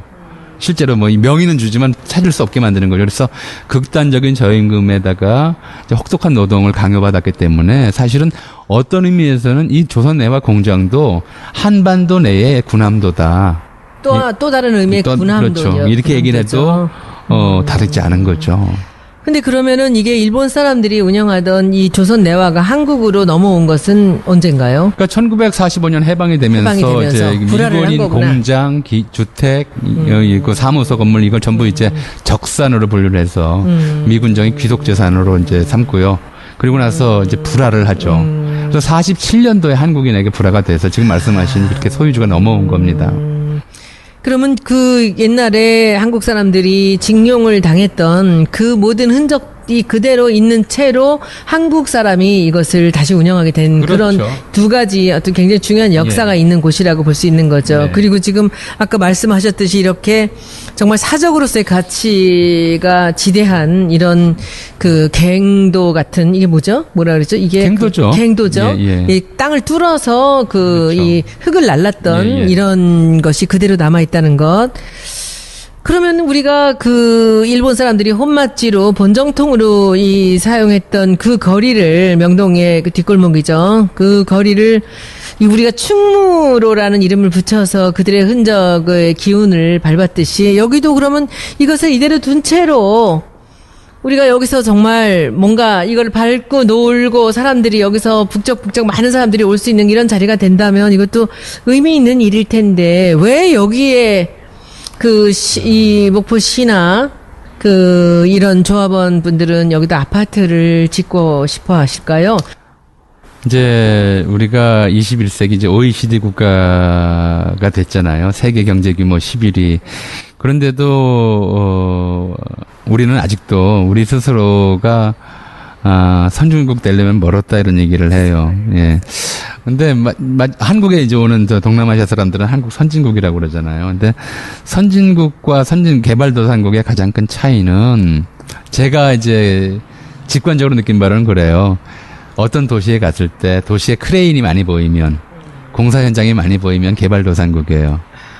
크레인이 안 보이고 낡은 건물들이 질비하게 있으면 거기는 이제 선진국 역사 도시죠. 뭐 로마, 파리, 그렇죠. 런던, 그 베를린. 도시는 다 보호받고 있죠. 이런데 뭐 규제도 굉장히 심하고요. 노트 하나 받기도 힘들다고 그러잖아요. 그 이유가 뭔지 아세요, 교수님? 뭘까요? 그게 산업적으로 돈이 되는 곳이기 때문에 관광 자원으로서 꼭 그 지역에 가서 그 도시를 봐야 되는 이유를 이야기해주고 있는 것이 바로 역사거든요. 그러니까 관광 자원이면서 동시에 이제 그 지역에 이제 단절되지 않은 근본이죠. 역사잖아요. 그러니까 저는 그래서 그렇게 역사학자라서 그렇게 생각을 합니다. 그러니까 선진국이 따로 있는 게 아니고요. 그러니까 어떻게 보면은 이제 선진국이 됐다고 하는 건, 그러니까 쉽게 말하면 개발보다는 자기 성찰, 역사 보존, 이것의 가치를 더 중시하는 것이 선진국적 삶이라고 생각하거든요. 그러니까 다른 게 아니에요. 낡은 것들과 어울려서 잘 사는 방법을 아는 사람들이 선진국민이고요. 낡았다고 해서 다 부수고 뭐든지 새롭게 지으려고 하는 사람들이 뭔가 강박증에 걸린 거라고 생각하거든요. 그런데 우리가 이제 한 반세기 60년대부터 엄청난 개발 열풍 속에 살아왔어요. 그 관성이 아직도 남아서 낡은 것들은 빨리빨리 헐어버리고 새 걸로 계속 짓는 것이 발전이고 이제 역사의 진보고 이렇게 생각하는 뭐랄까요, 경향성들이 있는데 이제 그것을 한번 성찰하고 반성하고 정말 이제 우리 스스로의 좀 자존심에 맞게 낡은 것들과 성찰 함께 살 수 있는 그런 삶의 방식들을 찾아야 되는 거 아니에요. 그리고 지금 이제 의원님 말씀하셨듯이 그 낡은 것들이 지나면 지날수록 새 것보다 새 것은 새로 가치가 지으면 되는 것이죠. 계속 감가상각되는데요. 낡은 것들은 시간이 지날수록 가치가 올라가요. 골동품 그렇잖아요. 지금 어느 시점까지는 골동품이 중고품이 될 때까지는 가치가 계속 감가상각이 돼요. 근데 중고품 시대를 잠깐 넘어가면 골동품으로 바뀌어요. 골동품은 1년이 지날 때마다 가격이 튀거든요. 그러니까 그런 이제 변화의 추세들을 이해할 필요가 있다고 생각이 돼요. 그게 오래된 가치들은, 역사적 가치들은 돈으로 해결할 수 없는 거거든요. 그래서 저는 참 소중하다고 생각을 하는데 지금 여기는 이제 이런 문제가 있긴 있습니다. 저는 이제 서울 도심의 한 중앙에서 태어나고 서울에서만 살았기 때문에 제가 이분들한테 그 불편한 삶에 대해서 그것이 가치 있는 것이니 그대로 살아라라고 얘기할 수는 없습니다. 그러나 이것이 지금 이제 문재인 대통령은 도시 재생에 굉장히 큰 비중을 두고 있고요. 이 목포가 이런 역사적 가치를 지닌 이 공장이라든지 그 집들이 아직 다 살아있기 때문에 여러분들이 조금만 참으면 좋게 될 거다라는 말씀을 드리면 이분들이 뭐라고 하시냐면 일제시대의 잔재들은 전부 헐어버려야 된다는 거예요. 너는 친일파냐? 너는 부자편이냐? 하면서 이제 저한테 공격을 하는데 저는 그 일제시대에 이것이 잔재라 할지라도 한국 사람들이 살았던 흔적이 있다면 저는 그건 우리 거라고 생각을 하거든요. 그리고 그 가치를, 시간이 주는 그 가치를 우리가 담고 가면서 지금 우리의 가치를 그 안에 부어 넣어서 더 문화적인 그 훌륭한 공간을 만들 수 있다는 생각을 하는데 교수님은 그 일제시대의 가치이기 때문에 이걸 전부 헐어버려야 된다라는 이 사람들의 생각을 한번 어떻게 생각하시는지. 그러니까 2차 대전을 겪으면서 이제 문화유산에 대한 개념이 전 세계적으로 달라집니다. 그게 뭐냐면 문화유산이라고 해서 자기 민족의 자존심과 자부심, 국민적 자랑거리들을 보존하는 것이다라는 생각했어요. 역사를 통째로 성찰하는 자료다라는 생각으로 바뀌어요. 정말 좋은 말씀이세요. 그래서 네거티브 헤리티지라고 그래요. 문화유산 중에서도 예컨대 뭐 한글, 경복궁, 뭐 남대문처럼 우리 민족 예술의 정수를 담은 것뿐만이 아니라 예를 들어서 독일에서는 이제 유대인 학살과 관련된 유적들 자기 잘못이고 부끄러운 그렇죠. 건데 남겨야지. 보존하거든요. 중국 청도에 가면 독일인들이 1910년대에 만들어 놓은 이제 식민 도시가 있어요. 뉴욕의 9.11. 예. 그런 것들을 다 보존을 하고 그것이 이제 청도의 대표적인 관광지가 됐죠. 그러니까 이런 거예요. 그러니까 우리에게 부끄럽거나 또는 우리에게 부정적인 영향을 미쳤던 유산이라 하더라도 그것이 우리 역사를 만든 중요한 구성 요소인 이상 그거를 빼버리고서는 우리 역사를 온전히 알 수 없다가 첫 번째고요. 또 이게 일본이 침략과 관련된 유산들에 대해서는 이제 늘 얘기하는 것이 왜 외놈들 걸 이제 우리가 지금 지켜야 되느냐 이런 얘기를 하는데 이제 우리가 일본의 식민지 지배 시대를 우리가 피해를 입었던 시대로 기억을 한다면 저런 것들은 일본이 식민지에 피해를 입힌 증거물들이에요. 그러니까 어떤 강도 피해자가 강도 피해 당했다는 것이 영 못마땅해서 강도가 자기를 위협했던 칼을 이거 기분 나쁘다고 내다 버린다면 증거물을 없애는 거잖아요. 그런 식의 의미도 있기 때문에 저 네거티브 헤리티지도 사실은 우리가 지켜야 될 유산이다. 또 그것이 그 부정적이라 하더라도 그게 우리의 이제 삶에 누적되어 있는 어떤 요소라면 그거를 억지로 지워버리는 것이 능사가 아니다라는 얘기죠. 그래서 오히려 이제 저런 기억들을 간직하면서 저게 우리 역사의 한 구성 요소였고 이제 우리가 저 시대에 만들어진 태도, 습관 또는 가치관 이런 것들이 어떻게 영향을 미치고 있는지 성찰할 수 있는 좀 자료로 삼는다는 것 이것도 굉장히 중요하기 때문에 이건 전 세계적으로 그래요. 이제 저런 것들을 보존하느냐, 지워버리느냐. 쉽게 말하면 이게 자기들의 이제 가치나 전통에 맞지 않는다고 지워버리고 파괴하는 게 누가 하는 짓이냐면요. IS가 하는 짓이에요. 그렇죠. 그렇죠. 자기네 종교적 그렇죠. 페르시아 언어를 없앴죠. 역사를 말살하고. 세계적인 유물들 다 파괴하고요. 그렇죠. 이게 자기들 종교 이념 또는 자기들의 자부심에 맞지 않는다고 하는 짓이거든요. 그렇죠. 이게 굉장히 후진적인 말하는 네. 패턴이거든요. 오히려 이제 좀 더 성숙한 사람들, 문화적으로 성숙한 나라 사람들일수록 저렇게 자기의 이제 가치 또는 자기 전통과 배치되는 유물이라 하더라도 자기 역사 속에 끌어안으려고 하는 시도를 하거든요. 그게 이제 성숙한 시민이 되는 길이라고 봅니다. 지금 그 터키만 해도요. 그 소피아 성당의 성소피아 성당의 그 벽에 전부 코란이 적혀 있었습니다. 근데 그 회벽을 걷어내니까 안에 성경이 나왔어요. 예. 근데 지금 터키 정부에서는 그것을 걷어내면서 안에 걸 보여주려고 그렇죠. 다 다시 복원을 하고 있습니다. 저는 선생님 말씀하신 그 헤리티지, 그러니까 네거티브 헤리티지라는 단어를 부끄럽지만 처음 들어요. 근데 그 네거티브라는 단어가 저는 그게 포지티브로 와닿아요. 그럴 수 있습니다. 네, 우리가 어찌 보면 가리고 싶거나 부끄러운 역사라고 생각하는 것에서 우리가 배우는 것이 더 많은 것은 아닌가라는 쉽게 생각이 말하면 들죠. 이게 지금 그 의원님 말씀이 정확히 맞는 것이요. 네거티브 헤리티지를 보존하자라는 얘기를 할 수 있는 것이 그 네거티브가 더 이상 네거티브가 아니기 때문에 그래요. 이제 우리는 저런 것들이 있는 것이 부끄러운 것이 아니고 충분히 저럼에도 불구하고 극복했다고 하는 자신감 속에서 나오는 거거든요. 그런 자신감이라든가 성찰의 의지가 없으면 네거티브 헤리티지에 대해서 이렇게 포용하지를 못해요. 그러니까 그 이슬람 극단주의자들이 반이슬람적인 것들이라고 해가지고 페르시아 시대라든가 기독교 유적들을 마구잡이로 파괴하는 것은 그들이 그만큼 협소해서 그래요. 그들이 그만큼 위축되어 있어서 그런 것이고요. 그래서 이제 우리가 그 위축성을 극복할 단계가 됐기 때문에 저건 좀 지킬 필요가 있다는 오늘 거죠. 짧은 시간에 제가 선생님한테 너무 많은 것을 배웁니다. 오늘 사실 목포의 그 근대적 가치에 대한 이야기를 들으려고 선생님을 모셨습니다. 그런데 제가 너무 많은 것을 배우고요. 제가 오늘 목포에 내려가지 않은 이유를 다시 한번 말씀을 드리겠습니다. 목포에서 이것을 개발하자 말자 하는 그 찬반의 대열에 제가 들어갈 수는 없는 것입니다. 왜냐하면 저는 이 지역에 사시는 불편하게 살아오신 분들도 굉장히 중요한 분들이라고 생각을 합니다. 이 지역을 이렇게 지키며 살았던 분들, 더 이상 이렇게 불편한 삶을 살지 않도록 이 지역을 도시 재생할 수 있는 방법이 얼마든지 있습니다. 여기는 뭐가 있느냐 하면은 이제 예산이 주어졌다는 것이죠. 도시 재생의 예산이. 그래서 그 예산을 갖고 여기다 아파트를 짓지 않고도 그분들이 그 집을 그냥 유지하고 살면서도 제대로 쾌적하게 그 삶을 누리실 수 있는 그런 때가 바로 눈앞에 와 있는데 지금 이것을 밀어버리고 여기다 아파트를 짓겠다라는 것을 저는 사실 조금 받아들이기가 어려웠지만 그것은 제가 나서서 찬반에 대해서 얘기하고 여러분들하고 거기에 그 논제를 갖고 싸울 이유는 없습니다. 제가 그럴 자격도 없고요. 그러나 이제 저는 그 디자인을 전공하고 우리 전통 문화를 수호하는 역할을 국회의원으로서 하고 있습니다. 제가 지난 경선 때부터 지난 가을부터 이제 호남을 내려갔고 특히 목포를 많이 데려갔던 이유는 아까도 말씀드렸지만 제가 살았던 어린 시절의 추억이 담긴 그런 적산 가옥을 보고 많은 감동을 했기 때문입니다. 사실 저는 강남의 아파트도 한번 살아본 적이 없습니다.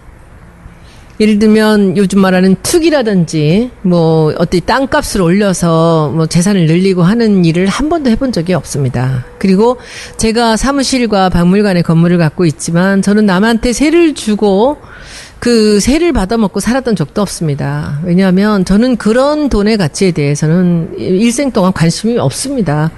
근데 이제 제가 목포를 가서 보고 이 목포를, 이 적산가옥을 제대로 살리는 길은 누군가가 제대로 이 목포의 적산가옥을 원상복귀를 해서 되돌려서 살리면서 그 역사적 가치 위에 예술적인 그런 호흡을 불어 넣어준다면 한 목포시에서 그 적산가옥이 있는 동네에서 한 100가호만 그 일을 시작한다면 전 동네가 살아날 거라고 생각을 했습니다. 여러 사람들을 만나고 시장님을 만나면서 제가 그 얘기를 주장을 했지만 사실은 짧은 시간 안에 이루어지기가 굉장히 어려운 일이었습니다. 그래서 제가 제 가까운 조카딸한테 얘기를 했습니다. 늘 바닷가 마을에 살고 싶다고 하면서 경리단 길에 작은 그 음식점을 하고 있는 친구입니다. 그래서 이 젠트리피케이션 때문에 월세가 올라서 참 불행하다고 본인이 늘 생각하며 살고 있는 조카한테 목포에 갈래? 라고 물었습니다. 그랬더니 처음엔 뜬금없이 고모가 목포 얘기를 하니까 뭐 뜨악해 하다가 제가 설명을 했습니다. 네가 집세를 내는 돈, 그리고 네가 가게 월세를 내는 돈을 내지 않고 네가 갖고 있는 돈을 통틀어서 그 목포에 작은 집을 한두 개 사서 네가 살면서 거기서 뭐 게스트하우스를 하든지 카페를 하든지 하면서 빚 없는 세상에서 한번 네가 바닷가 마을에 살아볼 수 있게끔 고모가 도와주겠다. 제가 도와줄 수 있는 일은 뭐 간단한 일이죠.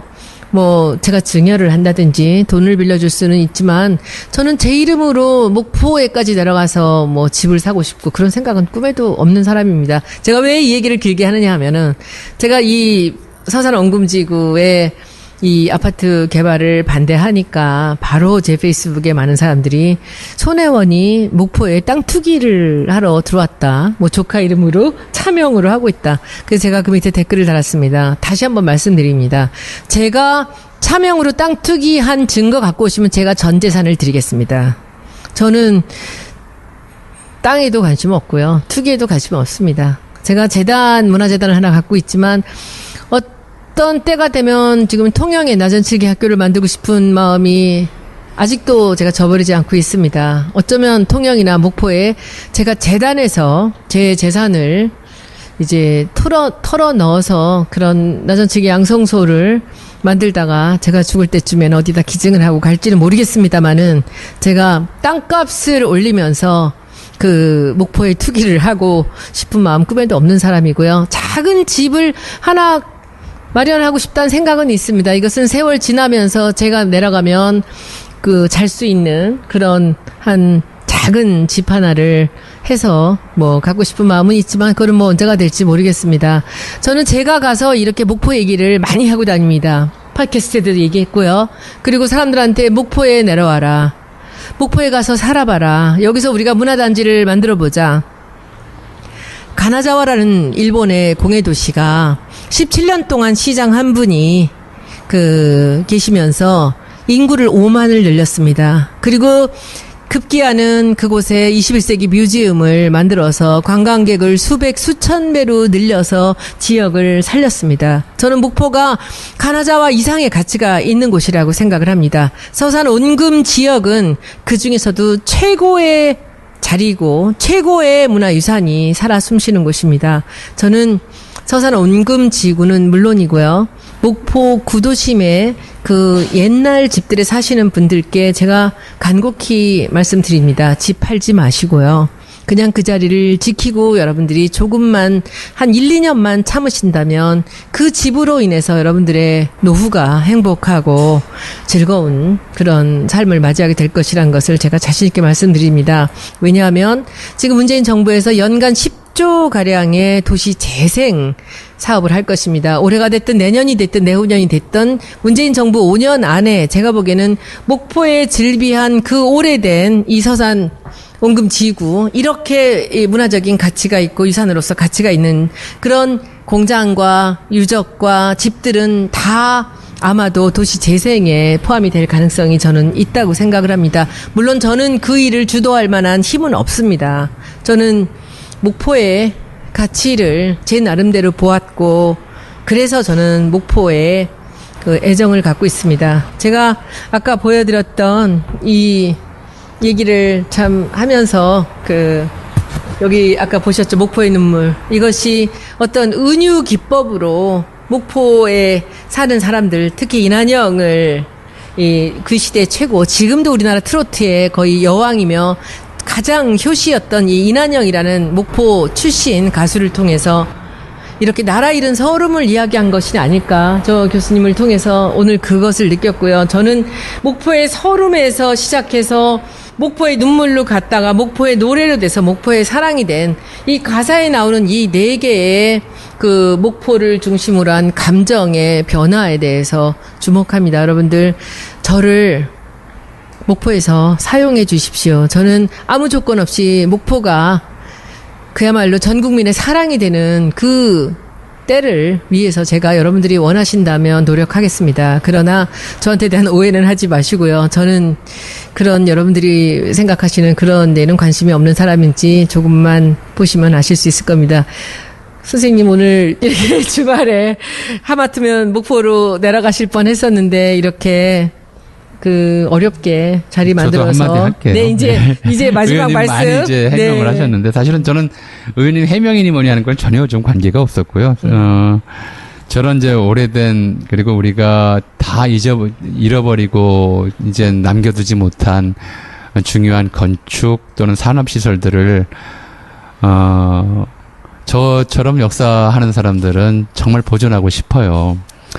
근데 제가 그렇게 그런 마음이 있는데 이제 손 의원님이 본인에게 아무 도움이 되는 것도 없으면서 저런 거 보존하는 게 어떻게 하느냐고 해서 정말 감사했습니다. 그러니까 저런 일들이 기회가 있을 때마다 뭐 제가 이제 여러 군데서 드리는 말씀인데 안 먹히죠. 씨알도 안 먹히는 얘기였습니다. 그러니까 아마 힘드실 거예요. 그런데 뭐 얘기를 가만히 손 의원님 말씀을 옆에서 듣다 보니까는 다소 오해의 소지도 있을 수도 있겠다. 뭐 이제 이런 생각을 하다가 왜 저러는지 이해가 안 되는 거죠. 저 사람이 왜 저러는지 남의 지역구에 와서 마지막에 듣고 나서 이제 손 의원님 진심을 알았습니다. 그러니까 그래요. 그러니까 우리가 이제 특히 이제 곧 뭐 10월 2일이 임시공휴일로 지정돼서 뭐 사상 최대 인원이 해외로 나갈 거다라고 얘기를 하고 나가면 저도 뭐 그런 얘기 많이 들어요. 왜 우리나라는 이렇게 못하냐.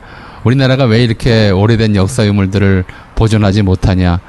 누구 때문이겠어요? 정치인들 때문 아닙니다. 우리 자신들 때문에 그래요. 내 거를 보존 안 하면서 남의 것만 보존하라고 그러거든요. 그래서 이제 우리가 내 거를 보존할 때 내 것의 가치가 높아진다고 하는 식으로 생각의 틀을 바꿀 때가 오지 않았나. 그리고 뭐 이미 이제 서울을 비롯한 몇몇 도시들에서 이제 시작되어 있는 단계고요. 지방 도시들이 서울이 20년 전에 겪었던 또는 30년 전에 겪었던 시행착오를 지금 반복하는 것은 어리석은 짓이다. 이제 서울이 깨닫고 되돌아가는 일들을 지방 도시들이 알아야 된다. 그게 이제 사는 길이다. 뭐 이런 생각을 저는 해봅니다. 예. 선생님, 도시 재생의 첫째는 가장 중요한 돈으로 살 수 없는 역사입니다. 그리고 역사가 없는 도시는 예술과 문화로 살릴 수 있습니다. 우리가 빌바오 같은 도시나 그 바르셀로나 같은 도시의 건축 문화로 전 세계 최고의 관광지를 만들지 않았습니까? 그러나 로마를 보시거나 터키 이스탄불을 보시거나 하면은 그 조상이 물려준 돌무더기만 그대로 보존하면서 이 관광객들로 그 도시가 살아났습니다. 저는 교수님께서 이렇게 같이 저와 함께 이렇게 이 얘기를 공감을 갖고 말씀해 주셔서 너무 감사드리고요. 우리는 조금 있으면 이제 추석 전후에서 역사 알바를 시작합니다. 선생님, 역사 알바에 대해서 한 말씀 해 주시죠. 12번에 걸쳐서 진행할 것인데요. 그거에 대해서 7편 하나만 좀 해 주십시오. 사실은 그 의원님이 이제 정치 또는 경제, 검찰 이쪽은 저보다 잘 아셔서 이제 저 몰라요. 배워가면서 잘 하겠습니다. 진행을 하셨는데 말씀을 한번 들어보니까 역사 공부 참 싫어하셨다고 그러더라고요. 너무 그래서 싫어했어. 연도 여기 어떻게 싫었어. 이제 손 의원님과 대화를 할까 고민이 많습니다. 근데 그럼에도 불구하고 손 의원님이 질문하시는 내용들이 정말 이제 대중이 궁금해하는 진짜 역사의 핵심일 거다. 뭐 그런 생각으로 이제 한번 좀 버텨보기로 했고요. 사실 아까 좀 처음에 말씀드렸지만은 최근 몇 년 새 우리의 이제 정치, 사회, 문화 현실들이 전부 역사적 사건들을 소환하는 방식으로 진행돼 왔어요. 그러니까 당장 국정교과서 문제, 건국절 재정 문제, 독립유공자 포상 확대 문제, 지금도 얘기되고 있는 모든 것들이 전부 역사적 사안이잖아요. 그것이 어떤 의미를 갖는지, 왜 이야기가 되는지, 거기에 깔려 있는 철학적, 생활적 문제들은 어떤 것인지 이런 얘기들을 해보고 싶어요. 그래서 뭐 재미있을지는 모르겠지만 이제 라이브로 질문도 해주시고 또 그런 식으로 한번 진행을 해보겠습니다. 큰 줄기는 전원 교수님께서 하실 거고요. 저는 이 역사 알바의 중심을 우리 청년들 그리고 우리 국민들이 자존감을 갖게 되는 그런 계기가 되었으면 하는 생각에서 이것을 준비합니다. 시험을 위한 역사가 아니고요. 우리가 우리의 정체성을 찾는 데 도움이 되는 그런 역사를 국민들이 알았으면 좋겠습니다. 오늘 얘기도 그 일환일 것이고요. 예, 한 가지만 더. 그러니까 적폐청산이잖아요. 적폐가 역사예요. 그죠? 역사 속에 쌓여온 쓰레기 찌꺼기들이 적폐예요. 그러니까 도대체 뭐가 적폐인지 그거를 좀 알고요. 그 적폐가 어떤 정치 세력 또는 어떤 경제 집단 또는 어떤 사회 세력에게만 있는 게 아니고요. 사람들 마음속에 다 쌓여 있어요. 제 마음에도 쌓여 있고요. 손 의원님 마음에도 조금 쌓여 있을 거예요. 근데 뭐가 적폐냐? 이걸 알아야 치울 거 아니에요. 그래서 이제 우리 안에 쌓여 있는 적폐의 역사도 한번 같이 다뤄볼까 합니다. 네, 선생님 정말 선생님한테 질문하고 싶은 게 하나 있었어요. 네. 선생님은 정말 극렬한 문빠신 것 같아요. 제가 손 의원님한테 이런 말씀을 들으면은 안 되죠. 손 의원님이 문빠시죠. 저는 아니에요. 문빠 저는 아니에요. 문빠가 아니라 저는 그냥 뭐 조금 다른 차원인데 제가 보기에 선생님 트윗을 보면 선생님 정말 극렬한 문빠시라는 생각이 들어요. 그럼 저한테 굉장히 치명적이네요. 아니 솔직히 말씀드리면 네. 문빠가 아니고요. 문빠였던 적도 없고요. 사실은 문재인 대통령님은 한 번 뵌 적이 있을 뿐이에요. 그러니까 이제 문빠가 될 수도 없고요. 그러니까 저는 이제 다만 어떤 걸 좀 우리가 생각을 해야 된다고 보냐면, 이제 정권 교체라고 하는 수평적 정권 교체라고 하는 것을 이룬 것이 1997년이었잖아요. 98년? 예, 97년이었잖아요. 그리고 나서 이제 10년 후에 이제 정권이 교체가 되는데 노무현 정권 때 우리가 우리 사회가 무엇을 어떻게 했기에 그 다음에 이제 이명박 박근혜 정권으로 이어지는 그리고 박근혜 정권 때 그런 문제들을 낳았는가를 좀 역사적으로 좀 되돌아볼 필요가 있다고 생각을 했어요. 그게 뭐냐? 그러니까 그게 이제 정치 무관심이었다는 것이고요. 정치 무관심의 근본에 깔려 있었던 것은 그놈이 그놈이다라는 생각이었던 거거든요. 누가 해도 똑같다. 내가 먹고 사는데 도움이 되면 그게 최고다. 이런 식의 이제 속물주의라고 하는 것이 2000년 무렵에 팽배했어요. 그리고 그것이 결국 우리 사회에 최근에 좀 이렇게 망신스러운 비극을 낳은 배경이 되었다고 보기 때문에 이제, 소년을 그렇게 느끼신다면 모르겠지만 저는 이제 문제는 상대적으로 그러니까 다 제가 지지하는 거 아니에요. 뭐 얼마 전에도 저 트윗에 썼지만 다 하시는 것 같던데. 네, 최근에 특히 이제 인사 문제, 사드 배치 문제에 대해서 저도 못마땅한 점들이 있어요. 또 그렇게 쓴 부분들도 있고요. 근데 그렇다 하더라도 이 문제들을 이제 그것이 그것이다, 똑같다 이런 차원으로 넘어가서는 안 된다고 저도 보기 그렇게 때문에 생각합니다. 보기 네네. 때문에 일단 아마 믿고 기다려 본다고 생각합니다. 네, 저도. 그렇게 비치는 부분이 있겠죠. 네. 혹시 문재인 시계를 차고 계신가요? 아니. 그러니까 받아보지도 못했고 청와대 구경도 못했어요. 요새 실세를 확인하는 거 이 문재인 시계라고 네. 하는 얘기가 있습니다. 오늘 오랜 시간 선생님 감사합니다. 그리고 네, 감사합니다. 곧 빠른 시간 내에 다시 이제 역사 알바 예. 본편 1번 1회부터인데 다시 시작하겠습니다. 선생님 수고 많으셨습니다. 네, 고맙습니다. 여러분들도 수고하셨습니다. 고맙습니다.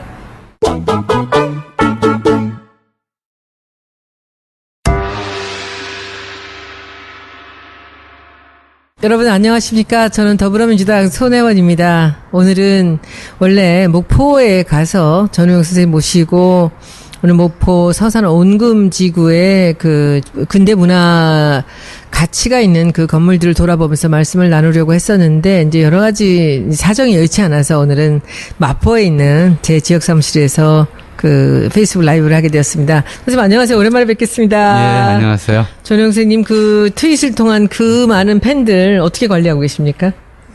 아니요, 제가 관리를 받고 있죠. 많이 혼나고요. 아, 그렇습니까? 가끔씩 혼나고요. 네. 선생님 뭐 거의 카리스마가 무슨 말씀이세요? 유튜브고 어디고 선생님 거의 오유고 이런데 뭐 그 선생님 그 트윗이 없는 날이 없어요. 뭐 자주 써서 그렇겠죠. 예. 하루에 몇 개씩이나 올리세요? 많을 때는 너덟 개, 적을 때는 한두 개 뭐 이렇죠. 근데 이제 선생님 그 트윗이 인기가 너무 좋은 것은 이 짧은 문장 속에서 그 촌철살인의 그 선생님의 인사이트가 보여서 참 감동이고요. 저도 선생님을 그래서 처음 만났지만. 네. 예. 아닌 것 같은데요. 아니에요. 전에 국정교과서 네. 그것 때문에 만났군요. 네. 사실은. 그때죠. 그렇네요. 근데 저는 촌철살인이라고 자꾸 많은 분들이 얘기하는데. 살인이 싫어요? 예, 싫어요. 선생님, 살인이 싫어. 선생님 단어의 그 원래 뜻을. 예전에 책을 하나 냈어요. 네. 트윗글 가지고 책을 하나 냈었는데, 그때도 이제 출판사 쪽에서 그런 제목을 붙였길래, 살자를 활자로 바꿔달라. 촌철 활인. 예, 저는 사람 살리는 걸 쓰고 싶다. 활명수의 활인가? 그렇죠. 활명수의 활입니다. 예. 그런데 사실 저는 요즘 와서 가만히 이렇게 예. 생각을 해보면 제가 정말 정치를 알지 못하는 사람이 이 당에 들어와서 정말 아무것도 모르는 시절이었는데 그 2015년 한 9월 정도 됐던 것 같습니다. 그때 그 국정교과서 이야기가 터졌을 때 제가 뭔가에 꽂혀서 그 도종환 지금 장관을 따라다니면서 그 역사학자들 회의를 따라다니면서 그 이 역사 교과서 문제를 국정교과서 문제를 지금 우리가 해결하지 못하면 당신들은 그 야당에 자격이 없다고 호통을 친 그 노 선생님의 말씀을 듣고 그때부터 이거를 제 힘으로 어떻게 해봐야 되겠다라는 그런 아주 어이없는 생각으로 나서서 그때 그 국정교과서 관련돼서 현수막이랑 그 홍보를 했었을 때 굉장히 재밌었어요. 예. 근데 지금 도종환 장관님은 그러시더라고요. 그때 우리가 했던 행보가 우리 손 의원이 들어왔을 때 했던 일 중에 최고였다고. 그때 이제 제가 그 선생님 하신 말씀을 약간 이제 조금씩 바꿔가지고 그 좋은 대통령은 역사를 만들고 나쁜 대통령은 역사책을 바꾼다라는 이제 그런 이제 현수막을 걸었었죠. 그때 그 새누리당 측에서 펄펄 뛰며 난리를 쳤던 거 선생님 기억하세요? 뭐 펄펄 뛰면서 난리를 쳤겠죠. 이제 그러면 안 되는 걸 알고 한 일일 테니까요. 급소를 찔렸을 때 나오는 현상이거든요. 예. 그러니까 종편이라든지 제가 뭐 종편 폄하해서 죄송합니다. 꼭 그런 뜻은 아니고요. 일단 그때도 우리 당을 이제 폄하했던 사람들이나 또 박근혜 전 정권에서 있었던 사람들이 그렇게 펄펄 뛸 때는 우리가 잘한 거였어요. 제가 그때 한 가지를 얻은 게 있다면 이제 그런 거였습니다. 그래서 그때 사실 선생님 덕분에 저는 그 국정교과서, 역사교과서 관련되는 그런 그 홍보전에서 제가 이길 수 있는 승기를 잡았던 게 전 선생님한테 정말 감사했었습니다. 무슨 말씀을요? 그거야 뭐 이제 사실은 역사의 본질을 할까요? 또는 역사 교육의 의미에 대해서 아는 사람이라면 누구도 그런 역사교과서 국정화라고 하는 터무니없는 행동에 좀 동의할 수가 없었던 것이고요. 뭐 왜 그러는지를 뻔한 거잖아요. 이제 자기 합리화라고 하는 이런 목적을 가지고 하는 거였기 때문에 역사학자로서 거기에 대해서 할 말은 해야죠. 뭐 그래서 저는 오히려 제가 이렇게 트윗에다 그냥 쓴 글을 손 의원님이 더 멋있게 바꿔가지고 좀 전 국민이 알 수 있도록 확산시켜 준 게 오히려 제가 감사드립니다. 아니에요. 그때 선생님은 이제 역사학자로서는 특히 그 순간에 본인의 사명 같은 것들이 조금 더 부담스러우셨겠죠. 언제나 그렇죠. 사실은 역사는 지난 일인데요. 그게 계속 현실에 소환되면서 현실에 대한 좀 생각을 바꾸고 또는 이제 잘못된 것들을 합리화하고 하는데 동원이 되거든요. 그러니까 지금 우리가 놓고만 보더라도 역사교과서 국정화 문제뿐만이 아니라 그 이후에 이제 건국절 논란이라든가 또 이제 새 정부 들어와서 지금 이제 문 대통령이 하고 계시는 일들이 있잖아요. 그러니까 이제 독립유공자들에 대한 처우 개선 또 이제 국군의 날 이제 좀 날짜 변경 문제 이런 것들을 검토하고 계시는데 이게 전부 역사에 관련된 일이거든요. 또 어제 오늘인가요? 또 그런 얘기를 하셨죠. 그러니까 헤이그 밀사가 갔던 길 또는 이제 손기정 선수가 갔던 길, 그러니까 이제 열차를 타고 시베리아를 횡단해서 유럽까지 가는 그 길을 다시 되살리고 싶다.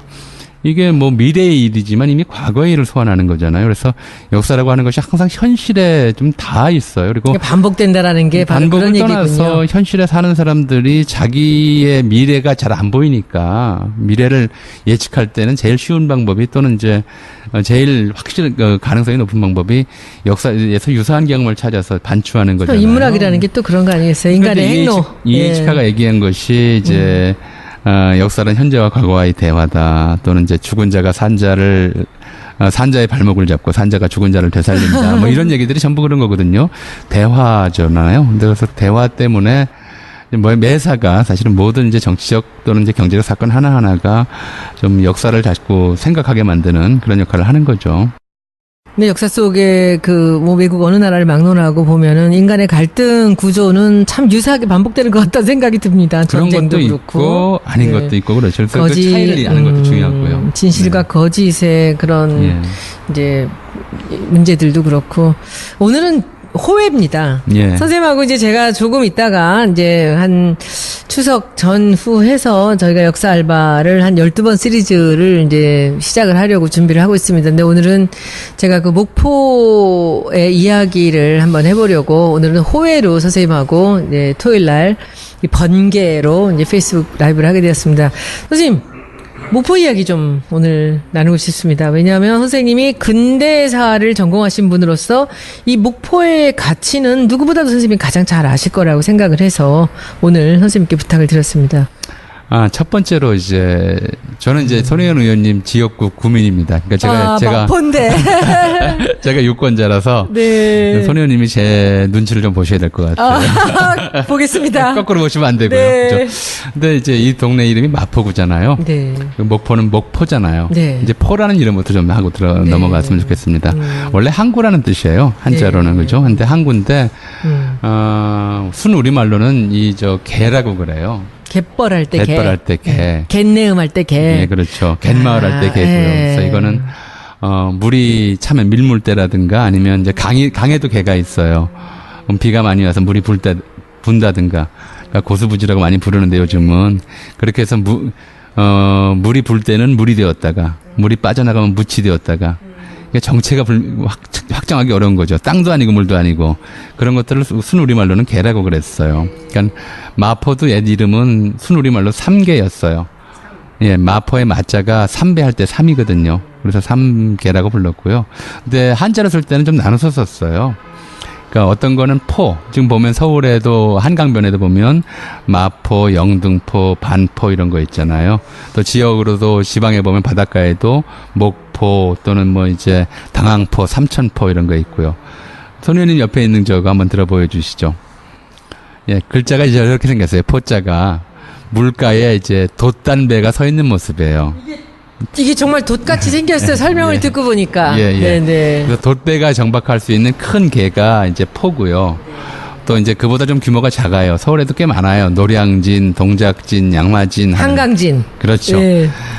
그런 진짜는 저 옆에 글자를 보시면, 사람이 손으로 노를 잡고 있는 모양 같아요. 네. 그러니까 이건 상대적으로 규모가 작은. 그러니까 포보다 규모가 작은. 그러니까 진해는 노를 져서 들어온 거죠. 그렇죠. 그리고 포는 이 돛을 올리고 돛배가 들어오는 거고. 거죠.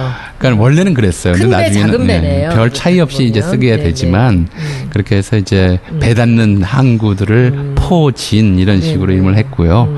그래서 목포는 조선시대 이전부터 이미 굳이 역사를 따지자면은 삼국 성립 이전부터 당연히 항구였을 것으로 보여요. 워낙 우리나라가 배가 들어왔다는 말씀이죠. 호남 일대에서는 이제 일본, 중국, 심지어 저 인도까지도 배로 왕래하던 그런 이제 역사 속에서 만들어졌기 때문에 굉장히 오래된 항구였고요. 근데 이 항구의 중요성이 이제 급작스럽다기보다는 이제 급격히 높아진 것은 1897년에 이제 개항하면서부터였죠. 1897년에 또 다른 중요한 의미를 또 한 말씀 있는데 좀 말씀드리자면 올해가 이제 2017년이잖아요. 네. 120년 됐거든요. 목포 개항 120년이고요.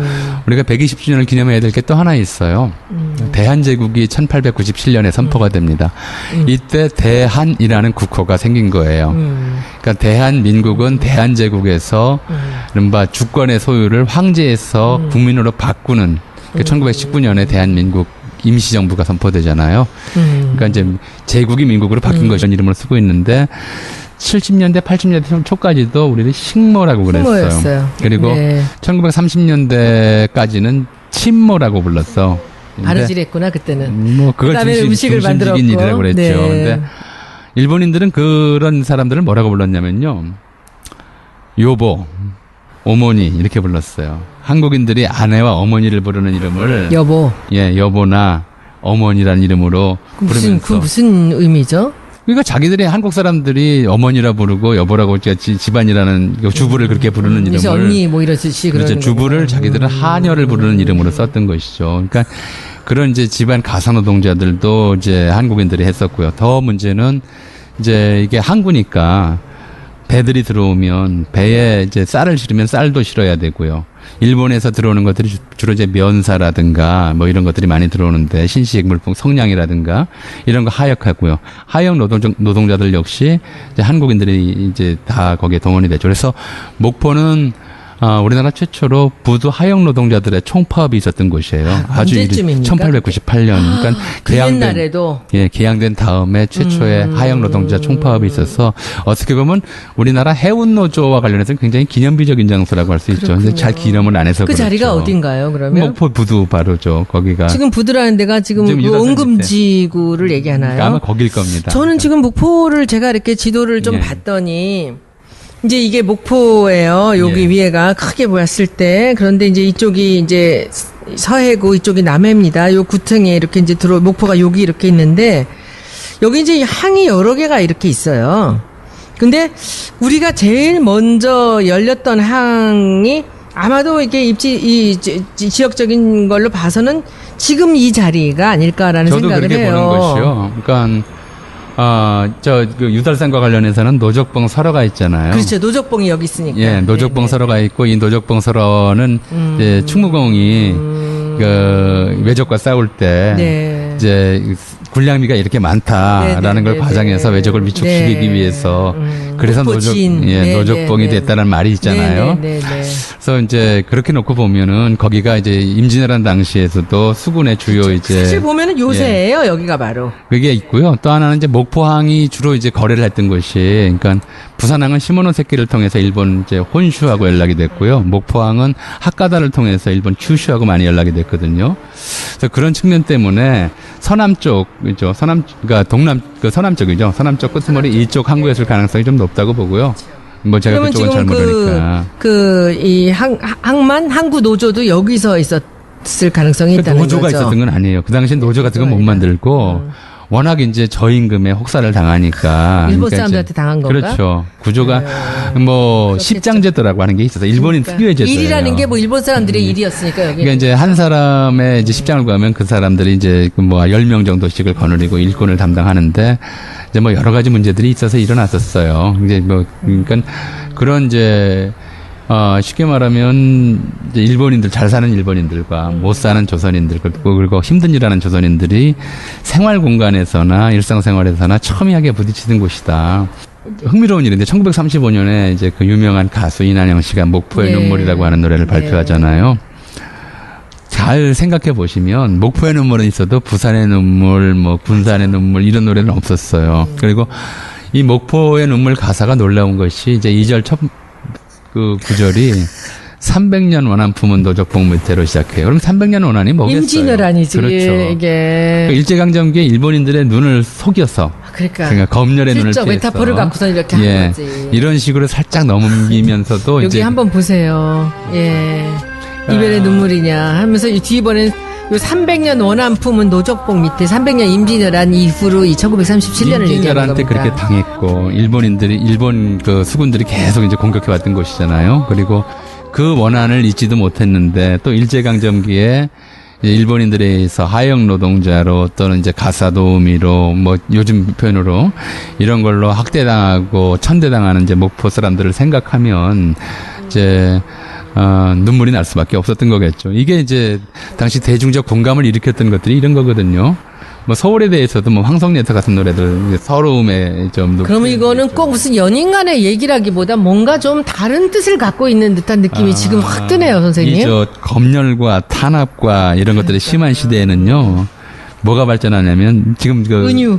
메타포가 발전해요. 그렇죠. 그러니까 살짝 돌려가지고 돌려서 자기 뜻을 마치 연인과의 사랑을 노래하는 척 하면서 자기들이 그 한을 얘기하는. 여기 지금 보면 다 그래요. 그렇죠. 깊이 스며들고 그리고 이게 그러니까 이별의 눈물이 막 목포의 서름이에요. 그 사람들이 살았던 흔적이 훨씬 더 많아요. 그러니까 이제 목포 항이 만들어지면서 원래 이제 사실은 포구가는 사람 살기 안 좋은 데예요. 옛날은 지금이 이제 방파제 다 정비하고 축항 공사에서 바닷물 들어오는 면적이라고 하는 것이 제한돼 있지만 그때 툭한 물 들어오던 데라. 그렇죠. 물이 많이 들어오고 뭐 언제 해일이 날지 모르고요. 이래서 바닷가 가까운 곳은 이제 거주지로 만들어지질 않죠.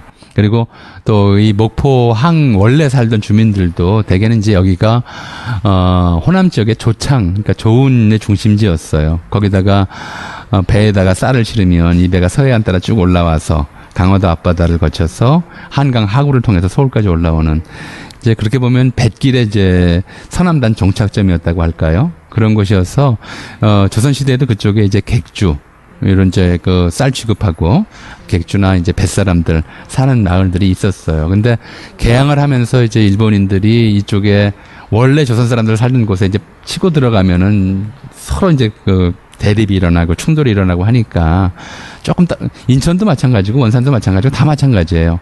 원래 조선 사람들이 거주하던 곳에서 좀 떨어진 곳에 신항을 만들고 거기를 이제 일본인 거류지로 삼는 거예요. 그러면서 이제 지금 일단 지금 말씀하신 그런 지역들 유달산 쪽은 목포 원래 이제 그 조선 사람들이 많이 살던 곳하고 가까우면서도 일본인 거주지를 따로 만들었던 곳에 해당하죠. 그게 지금 보면 그 우리나라 사람들이 그때 농업을 주로 하며 살았다면은 지금 목포에 아주 많이 남아 있는 흔적들은 대부분이 상업 시설들이에요. 그렇죠. 그러니까 요즘에 주상복합 얘기를 하지만 1층에 가게고 2층에 사람이 살았던 그런 집들이 뭐 수천 채가 지금 남아 있습니다. 그런데 저는 목포를 사실 어릴 때 한번 가보고는 이번에 그 경선을 준비하면서 작년 가을에 처음 가봤습니다. 근데 가서 제가 아주 놀랐던 게 하나가, 첫째 유달산이 너무 아름다워서 놀랬고요. 그 바위하고 이게 길게 된 산인데 너무 아름다워서 놀랬고, 두 번째는 유달산이 너무 낮아서 또 놀랬어요. 유달산을 보고는.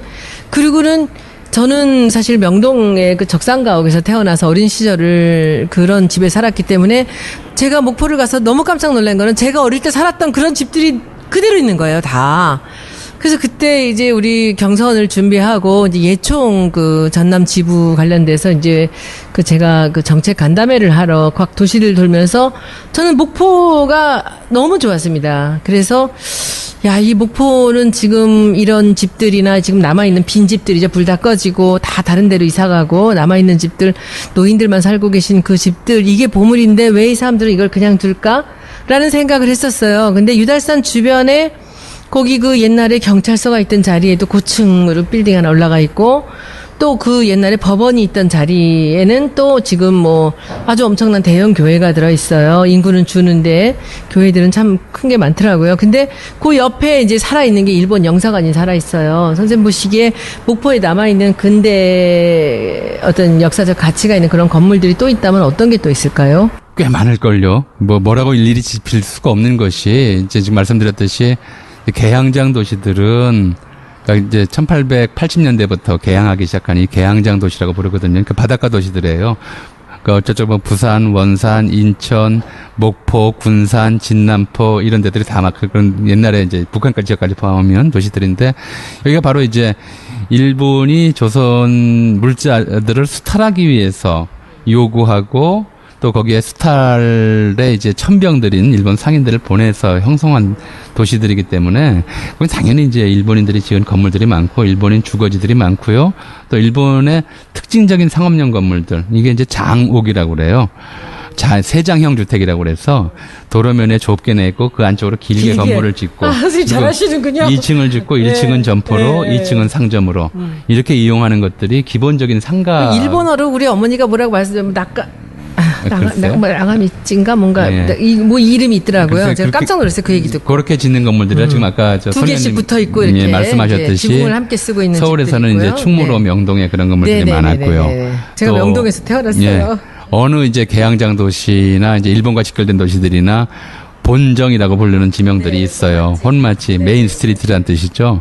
서울의 혼마치가 충무로로 바뀐 것도 이게 일본인들의 혼마치였기 때문에 충무공의 시호를 따서 해방 이후에 바꿨던 거거든요. 길을 누르려고. 예, 그렇게 돼 있었던 거고요. 그래서 처음부터 이제 일본 상인들이 중심이 되어서 형성했는데 그게 이제 건물주들은 일본인들이고요. 사는 사람들 일본인인데 그 사람들을 위해서 일하는 사람들이 우리 한국인들이었다는 것이 이제 개항장 도시들의 비극이었어요. 그러니까 이런 도시들이 되면 일본인들이 대체로 이제 부자잖아요. 네. 부자고, 그러니까 집에서 살림하면서 이제 요즘으로 치면은 일본인들이 그렇게 불렀어요. 우리가 이제 지금은 안 부르는 이름이고 파출부, 가정부, 가사도우미 이럴 뿐이고 대한이라는 국가가 생긴 지 120년이다. 그러니까 우리가 대한민국 자랑스럽게 부를 때 이 국호가 생긴 지 120년이 됐다는 걸 기억하셨으면 좋겠어요. 그러니까 목포항이 열린 개항이 된 1897년과 대한이라는 이름이 붙은 것이 같은 해군요. 예, 같습니다.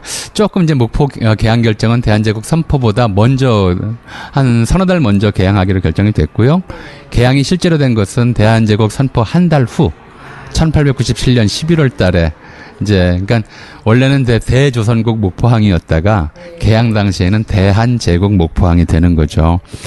근데 이제 목포항에서는 주로 어떤 일이 벌어졌을까요? 그러니까 이제 개항이라고 하는 것의 의미를 조금 말씀을 먼저 드려야 될 것 같아요. 그러니까 1876년에 우리가 강화도 조약 또는 병자 수호 조교 이렇게 이름을 부르죠. 일본과 처음으로 이제 근대적인 통상 조약을 맺었고요. 이걸 계기로 해서 역사 교과서에 나오는 표현 그대로 쓴다면 자본주의 세계 체제에 편입되었다 이렇게 얘기를 합니다. 근데 이제 수동적으로 또는 이제 외부의 강압에 의해서 강제로 자본주의 세계 체제에 편입된 나라들의 특징이 있어요. 자, 우리 지금 지역 명칭을 보면 이제 행정구역 명칭을 보면 충청도, 경상도, 전라도, 강원도 그래요. 그러니까 충청도는 충주, 청주, 전라도는 전주, 나주. 경상도는 경주, 상주, 강원도는 강릉, 원주예요.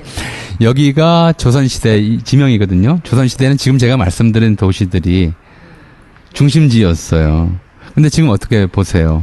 이제 전라도도 그렇고 전주, 나주는 전주는 전라북도의 도청 소재지이긴 하지만 도시 중에서 상대적으로 작아요. 광주가 떴고. 광주가 크고요. 네. 또 영남에서도 부산이 컸지. 경주, 상주는 전부 작은 도시고 부산, 대구가 크죠. 충청도는 또 대전이 컸고. 그렇죠. 충주, 청주는 다 변두를 밀려나잖아요. 기차 때문에 그랬을까요? 네, 다 그렇습니다. 그러니까 전통적인 이제 중심 도시들이 쇠락하고 주로 이제 제국주의 국가 또는 침략 국가와 직접적으로 교통선이 닿는 도시들이 성장을 해요.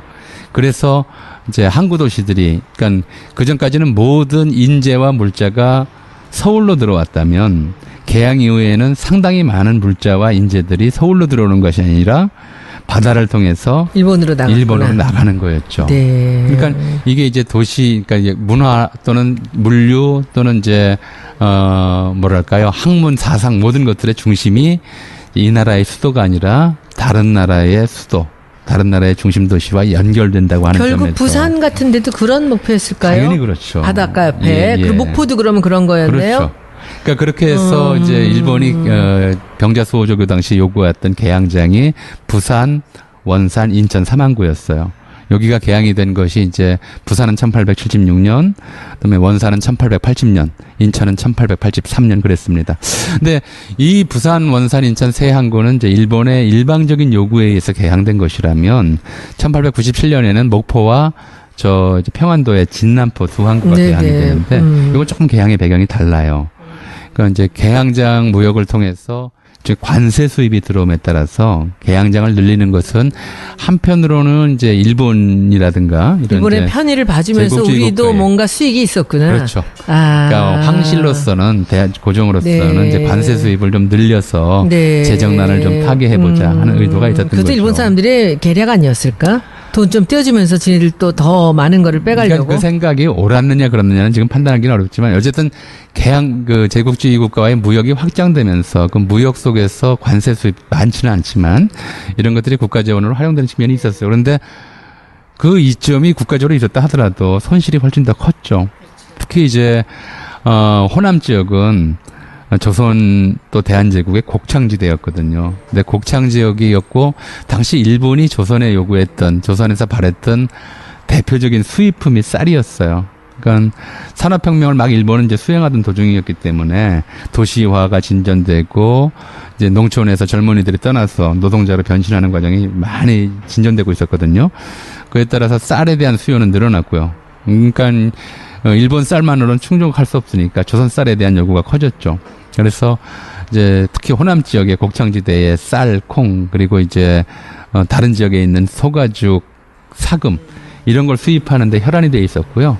그 수입항으로서 목포항이 이게 굉장히 좀 눈독을 들이고 있었던 것인데, 조선 정부도 그러니까 당시 대한제국이죠. 그것에 대해서 이제 동의를 한 셈이 돼서 개항하자마자 목포를 통해서 엄청난 양의 쌀이 일본으로 반출이 됐고요. 근데 그때 당시에 그런 목포에도 우리나라 사람들이 이제 바닷가에 또 어민들이랑 많이 살았을 거 아닙니까? 네. 근데 지금 가서 보면은 목포는 그 일본